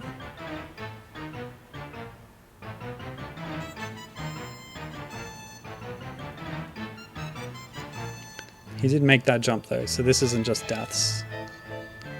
It's like a montage of animations and stuff. Yes, I recommend turning up the game speed. It really improves the feel of it. Makes it feel a lot more modern. Whereas it really shows its age a lot more at regular speed.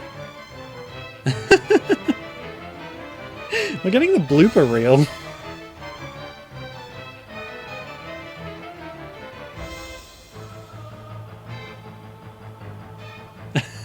Well, if it's that easy to just duck the arrow.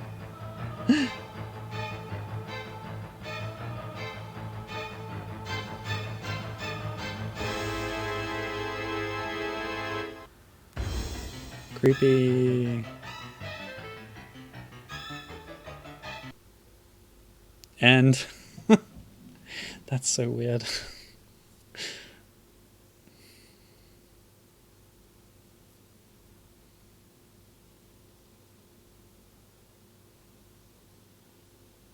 I'm pressing buttons now.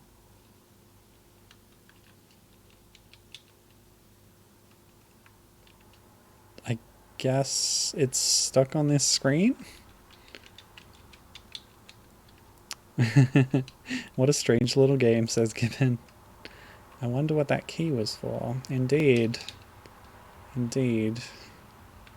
I can't do anything on this screen, so I might as well maybe load into an earlier states. So this is before I use the gun. I could backtrack from here and try and find where the key is used and try and find that slipping over animation. 300% speed. Let's go. It's not far. Oh wait, turn this way and then... No?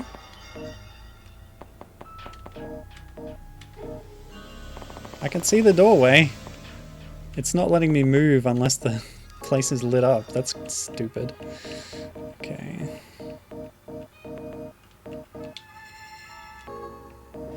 You want me to light it again? Come on. I guess you don't store a lid in your pocket. That would be stupid. Okay. We're going back to the first floor in the first few rooms of the game. Yep. So I've opened everything up now. Should be easy to backtrack. Just head down here to the stairs. I'm curious about that oil slick. I want to fall over and die. I think it would be funny. Oh.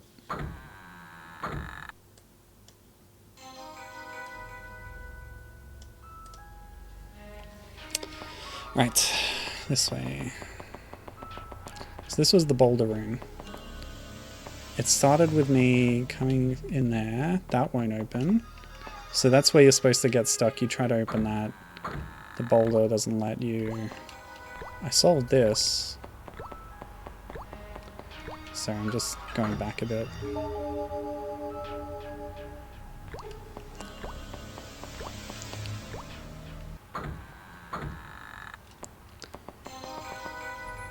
So that's one I opened later. What's this one again?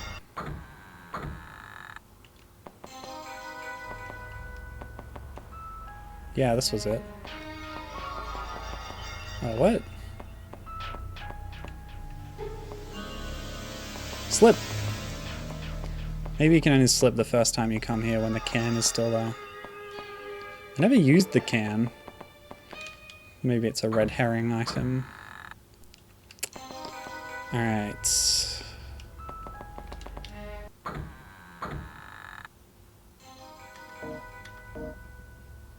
Yep, so we've cleared everything out here. Let's go back.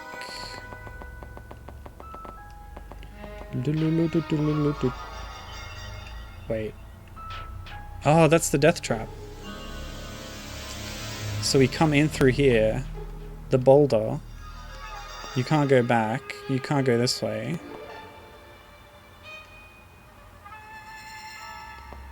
That's the first death trap. So how do you get back to the original rooms? Maybe you can't go back.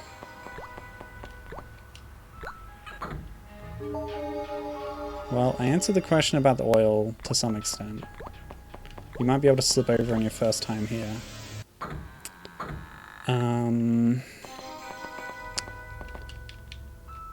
The wall is tattered.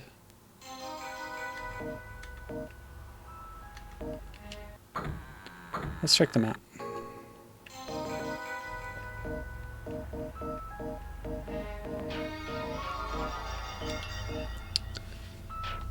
So we're in the passage. If that room back to the living room, if that door back to the living room doesn't work, then I don't think there's a way back. Wow. Could be a red herring, could be something else. Because once you enter this door, doesn't seem like there's a way back. I got the silver key pretty early, so it might be for another room back there. Alright. Here's what I'm going to do now. Reset. Start a new game fresh from the beginning. Get a lay of the first few rooms.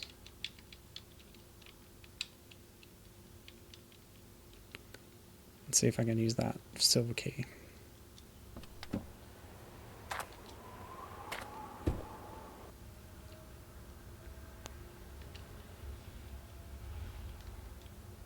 You can skip through a lot of stuff pretty simply.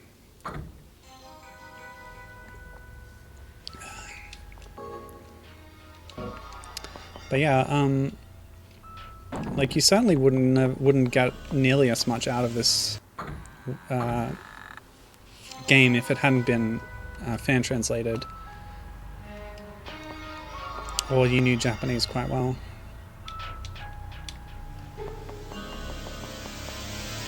Right, so I had to get the key before I did anything else here.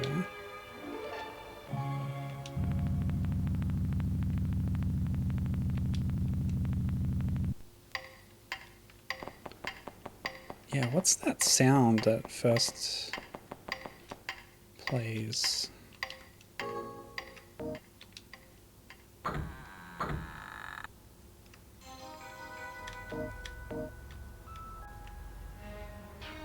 Yeah, I do end up over there later.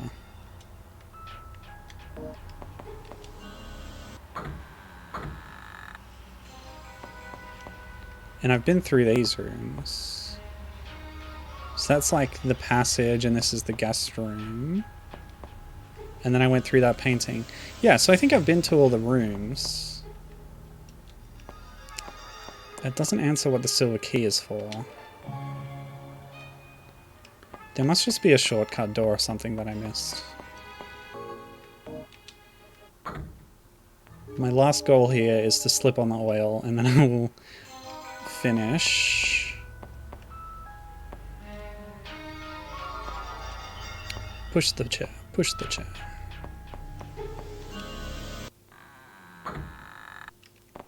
Yeah, so...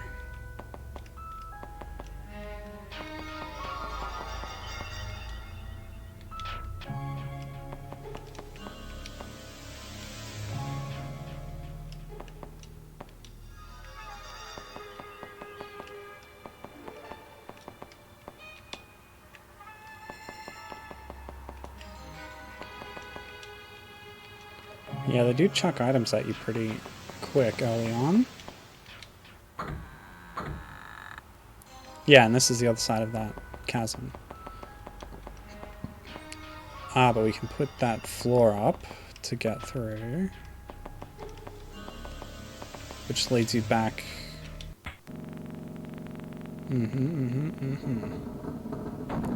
But I still feel like this area is kind of self-contained. It's like a little mini puzzle area before you get to the rest of the game. Because once you... Yeah, for some reason he doesn't use the stairs. That's the death room, and this is the boulder room. So yeah, that's still self-contained. Nothing more to it. But where did I get the silver key? Oh yeah, there's this nonsense. Gotta push the table.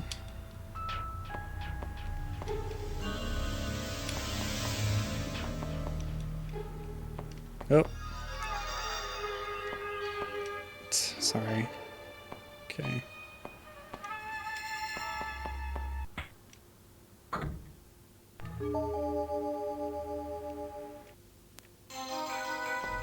No, I didn't miss the silver key, did I?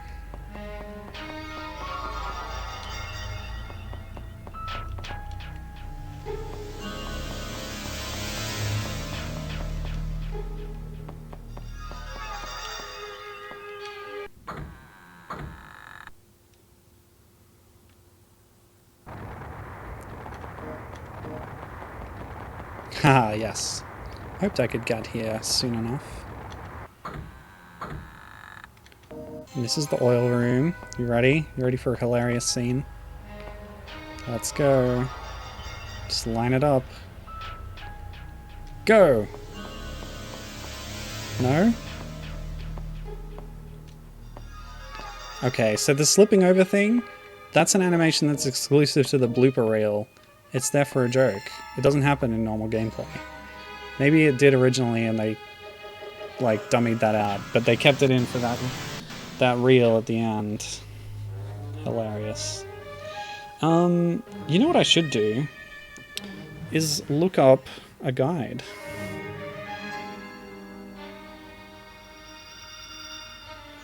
Doctor Hauzer, Silver Key. There's a video calling Doctor Hauzer Overblood Zero. I'd mentioned Overblood, the sequel. There's also Overblood 2, so in a way, it's part of that series. Yes, now the guide uses different terminology, so they use those different metal names and things for the fan translation. But this guide calls it the white key.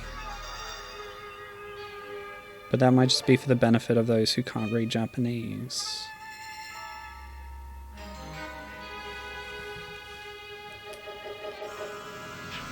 So it calls it white key. I'm searching for white key. The iron key is a white key, the silver key. I missed getting it from the bed. And then there's another...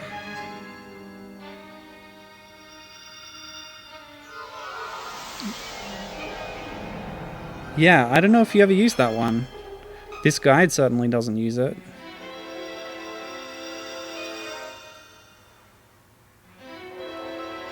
Well, yeah, that might be the end of that mystery. Gibbon says that's lame. Yeah, it might be a red herring, who knows?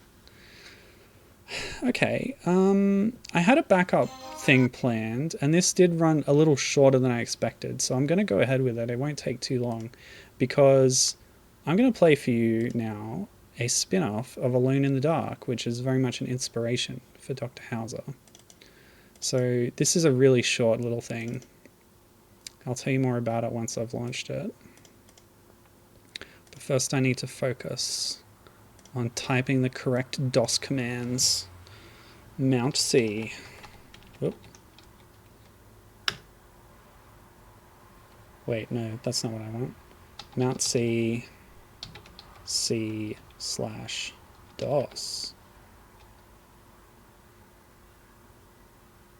Yeah, I want to change what C is mounted at. Can I do that? All right, I'm relaunching it. Friggin' DOS box. Okay. Oh, now it looks weird. Yeah, it just rendered weirdly that time. Okay, Mount C. C/DOS. Yes. Okay, now go to C, CD to Jack, and launch jack.bat.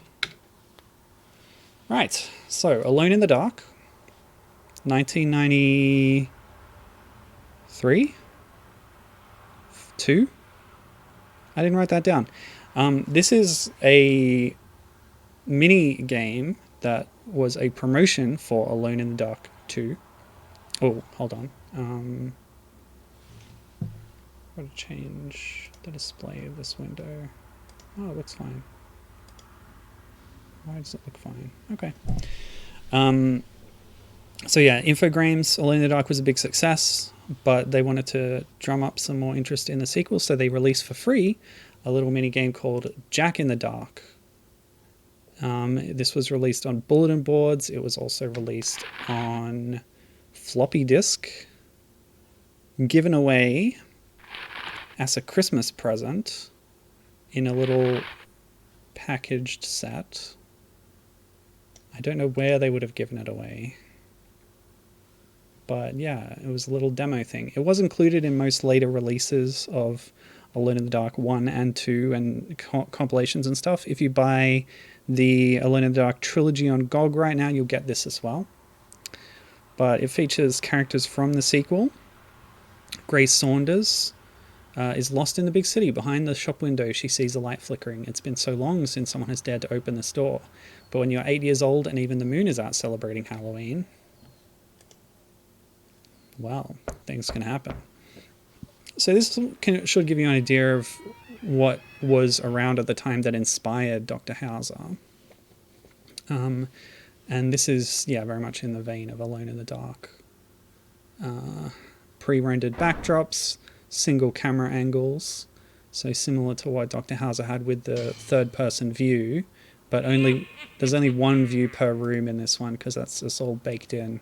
with the pre-rendering of the backdrops. But they have they've overlaid it with those same 3D graphics that we've now seen a lot of over the top, and the combination of them. Wait, am I? Oh yeah, I was trying to click like it was a point and click, but no, we actually need to move around with the D-pad and stuff, or the arrow keys rather. Yeah, so this is little Grace Saunders. Sorry, I'm trying to set up a control thing. Okay. Again, it's tank controls. I should have bloody looked up the controls. Hang on a sec. Yeah, it shifts the view. The loading in between each transition is pretty nuts. So Grace is in the final game of Alone in the Dark 2. She's kind of a damsel in distress. She's a young girl who gets in trouble, and the protagonist, Edward Carnby, has to like rescue her. He's the protagonist in most of the games, except the first one where he shares co-protagonist role with Emily Hartwood. However, Grace is actually playable in some sections of the second game. Her sections are supposedly more focused on stealth and traps, so she's the Kevin McAllister in those roles, really. I'm not sure what the interact button is. I'm trying a few things, but yeah. There's a lot of like nice little touches here to add just to the feel of the place. How do I like talk to the scary head? Oh, okay. Actions. Search. Oh. There's like a loading time. Let me see. No, there's nothing interesting. Well, if you say so. I think you hold shift to run. I really should have looked up controls first. Oh well. Yeah, so much like Doctor Hauzer, this also does not feature antagonists who fight you, combat and stuff. There's monsters in Alone in the Dark, but this is a gentler kind of adventure game experience. Presumably, it was to show off the tech of the new engine and stuff. So I have my broom and a drum. God, the like loading time whenever you do something is kind of annoying. Maybe I could crank this up too. CPU. It's fraught with DOS because it can really throw off how the actual game runs. With Doctor Hauzer, increasing the CPU speed was a big help, but it can have unforeseen circumstances a lot of the time. So yeah, Spooky Toy Shop, that's a fun setting. This demo is only supposed to take like 10 minutes or something.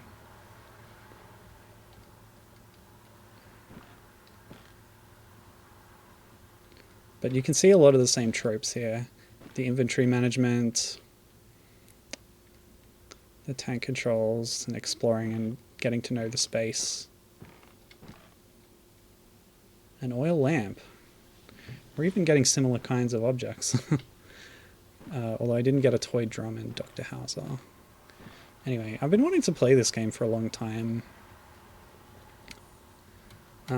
Pairing it up with Doctor Hauzer was the best chance I've had in a while to have it in an appropriate venue. I don't have any like clues on what I'm supposed to do. I swear I was running before. I don't know how I did that. I'm gonna head for that back door.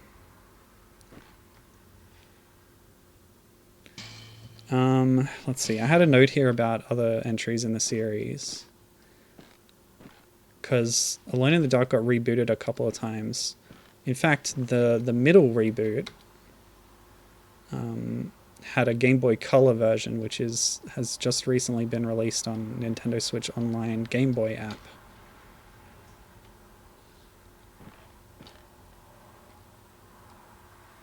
And it's kind of similar to this, honestly, with pre-rendered views of screens that you walk through, and they're scaling on the sprites to kind of mimic this 3D model deformation. What do I do?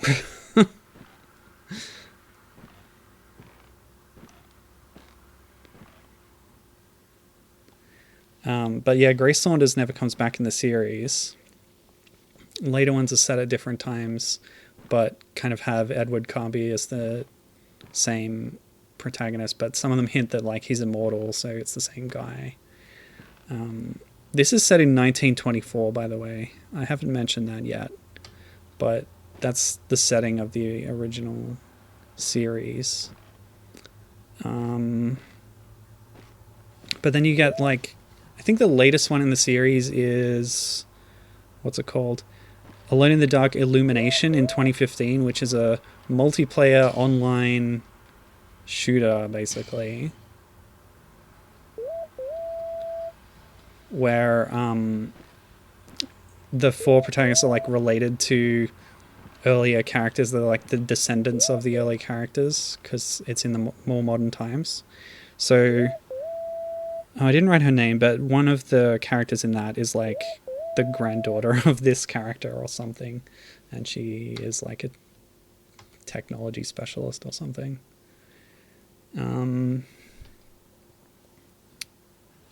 Gimmett says the pre-rendered and or drawn background with only the characters being 3D objects that you move around was really common up through the late PSX era. Exactly. That's Resident Evil style. That's all that kind of thing. That's why Doctor Hauzer is so impressive, because it's a fully 3D rendered space. It was rare at the time, and doing a game that's like Alone in the Dark but has full 3D environments that you can move the camera in and look around was a big deal. So that's something I wanted to try and emphasize. So I'm going to use the oil lamp on the Jack in the Box. Nope, didn't do anything. Use just puts it in your hand, I guess. I had the broom because I'm dressed like a little witch. Can I give the dime to the scary guy? Because the Jack in the Box is the Jack who is the antagonist of Alone in the Dark 2. Use drum.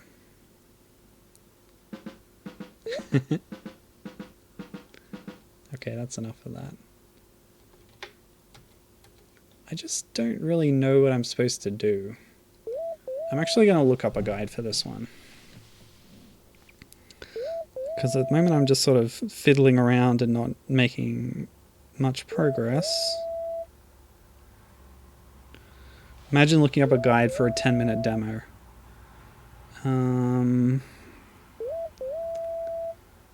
When you've gotten the hang of the controls, go to... hold on. Hello? Okay. I have all the items I need. That's what I was wondering. Okay. And I have to use the coin. It kind of gave me the coin without me having to search for it. Oh, I think you start running after you have been walking for a little bit, maybe? So I have to use the coin in a machine to get some sweets, it says. Where is it? Oh, it's over there. You can barely see it. It's a gumball machine. Pardon me. Yeah, it's next to Jack. I just kept overlooking it, I guess. Probably not usable from this angle.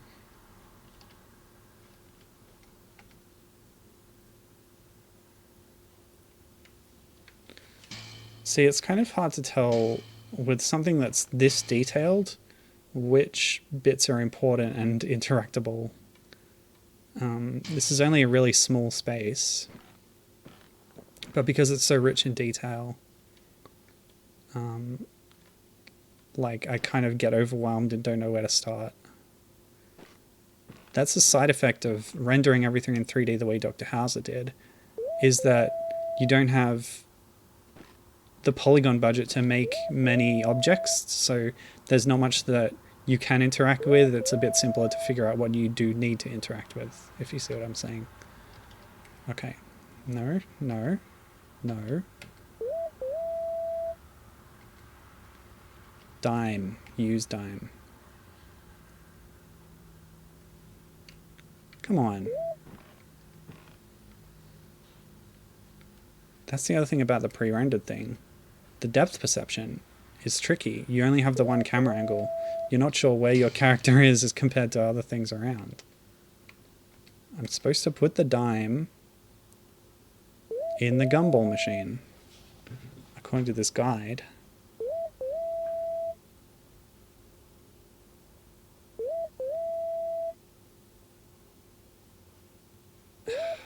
I'm a bit lost here, really.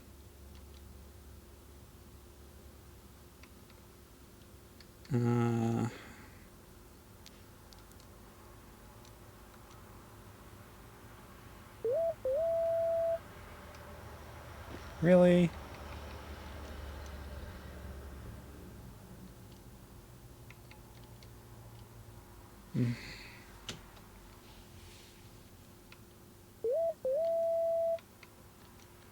Come on, Grace. Please, work with me here. Alright, I'll walk this way a bit. Oh, from that view, I can get an idea of where I'm supposed to be. So I need to go this way more, and then turn. No, now I'm being drawn in front of the gumball machine. Let's try it. Did it work? It doesn't give me any feedback, that's the problem. Here. There we go. Good lord. That was way too finicky with where it wants you to stand. You found sweets. Take. Whoa. Gosh. Sorry. What? Okay. Evil puppet. So there is combat in this. Now I read ahead a little bit, so I know that you have to use the lamp on the puppet. Run away.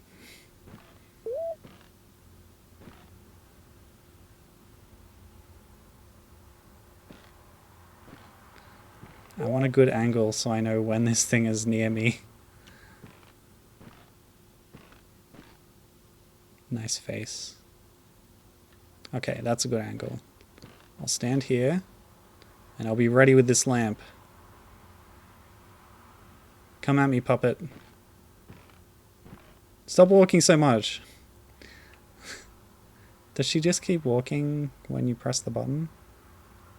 There it is. It's coming. Ah! Whoa, what? Oil lamp. Empty.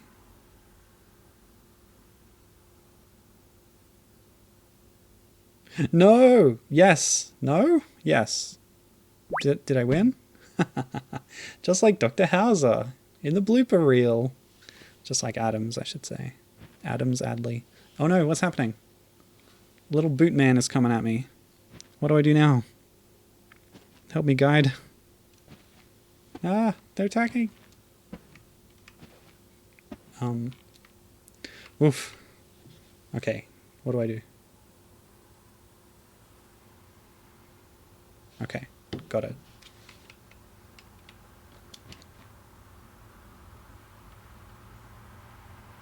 Run! There's nothing to close. Oh, I thought that just closed the menu. It's the close action. So I've got to be the Pied Piper or whatever here. Come on. No! Oh god. Scary. Use drum.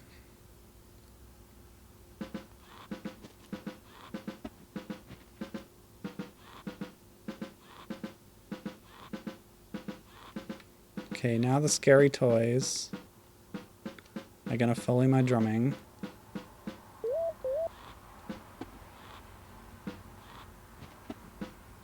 And I have to lead them into the toy chest. Go on, get in. Get a good view of that scary rabbit monkey thing. Go in. Yeah. And now I take the close action, although I just noticed that it started to close on its own. And she said there's nothing to close, so that's just weird. Why is it there? Never mind. Okay. Now they've stopped guarding that door, so I should be able to go through.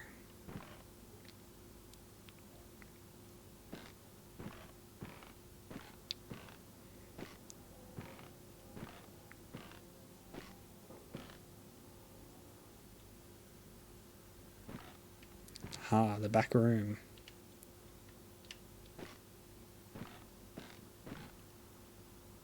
So there is kind of combat in this. Of a sort. Oh, it's Santa Claus? Really? Hello, small dolls. Santa Claus is in jail. Search. I can bribe the guards with some sweets. Give. No? How about this little cannon? Oh, I got a teddy bear. Okay. Guess I just picked it up. I'll bribe you with a teddy bear then. Use. Which means she'll hold it in her hand.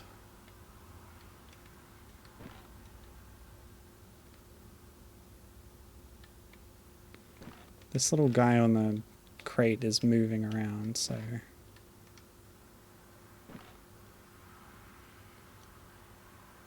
Search. Oh, I have a health bar. It only shows up in the menu, but I was at 20 and now I'm at 19, I think because one of the toys got a shot at me.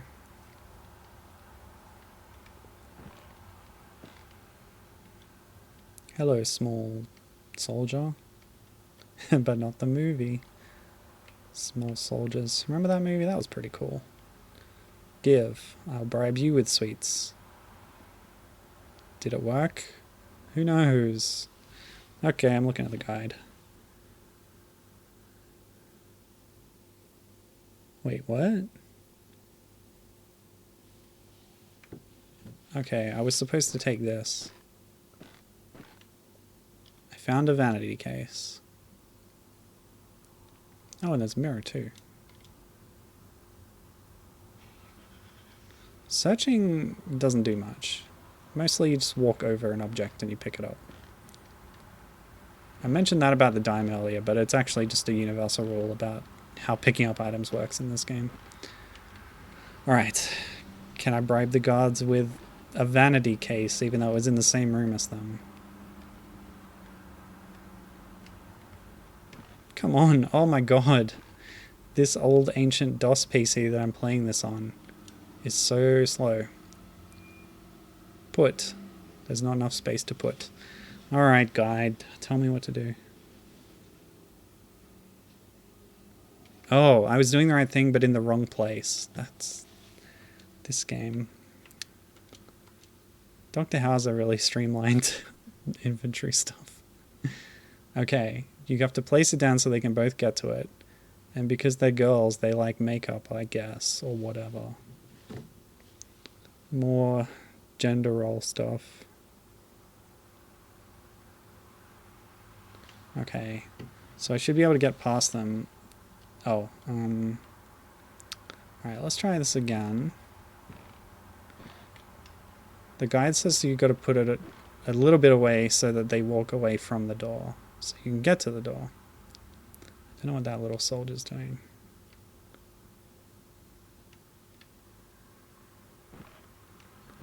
It's so slow. I found a candy stick. Like the candy cane bar? Well, I have it now. What do I do with it? Leave the room? Really? I guess. Okay. I guess I'm done here. We're gonna leave Santa.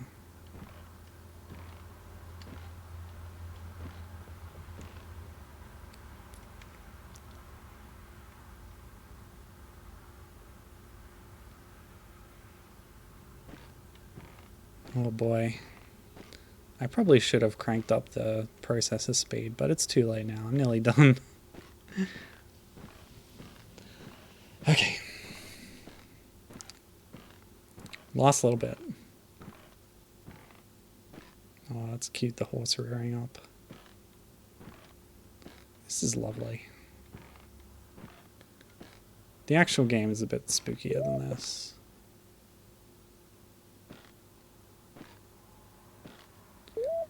This is only mildly spooky.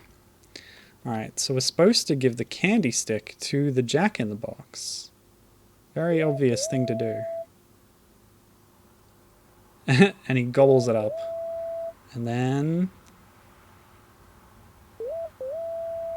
he flips out a little bit.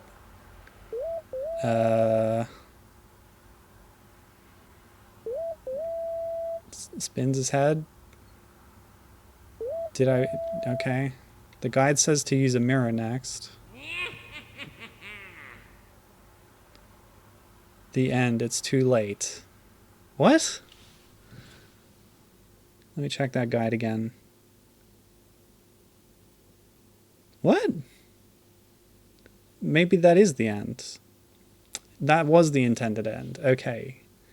Because Grace Saunders is kidnapped in the game and you have to rescue her as the protagonist. That guy. Bland white guy. Yeah. The train sound, you mean, is annoying? Yeah. Just playing all the time. Not great, but there you go. Okay, and we're back to DOS prompt, so that's it. That's weird. I don't know if that would have sold me on buying the sequel, honestly, but okay. It's just a silly little free giveaway demo. Cute. Especially for a time when demos were much harder to distribute. They gave away gift wrapped floppy disks at Christmas. Yeah, and the BBS method, as I mentioned, but that would have not been a widespread tool that a lot of people had access to in 1993. But copying the floppy, that definitely would have spread it. Anyway, yeah, I think I'm done.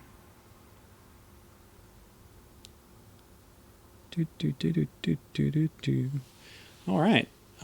Yeah, hope you enjoyed that. Two little low poly survival horror-ish 3D adventure games from the 90s. Very much in the same lineage there.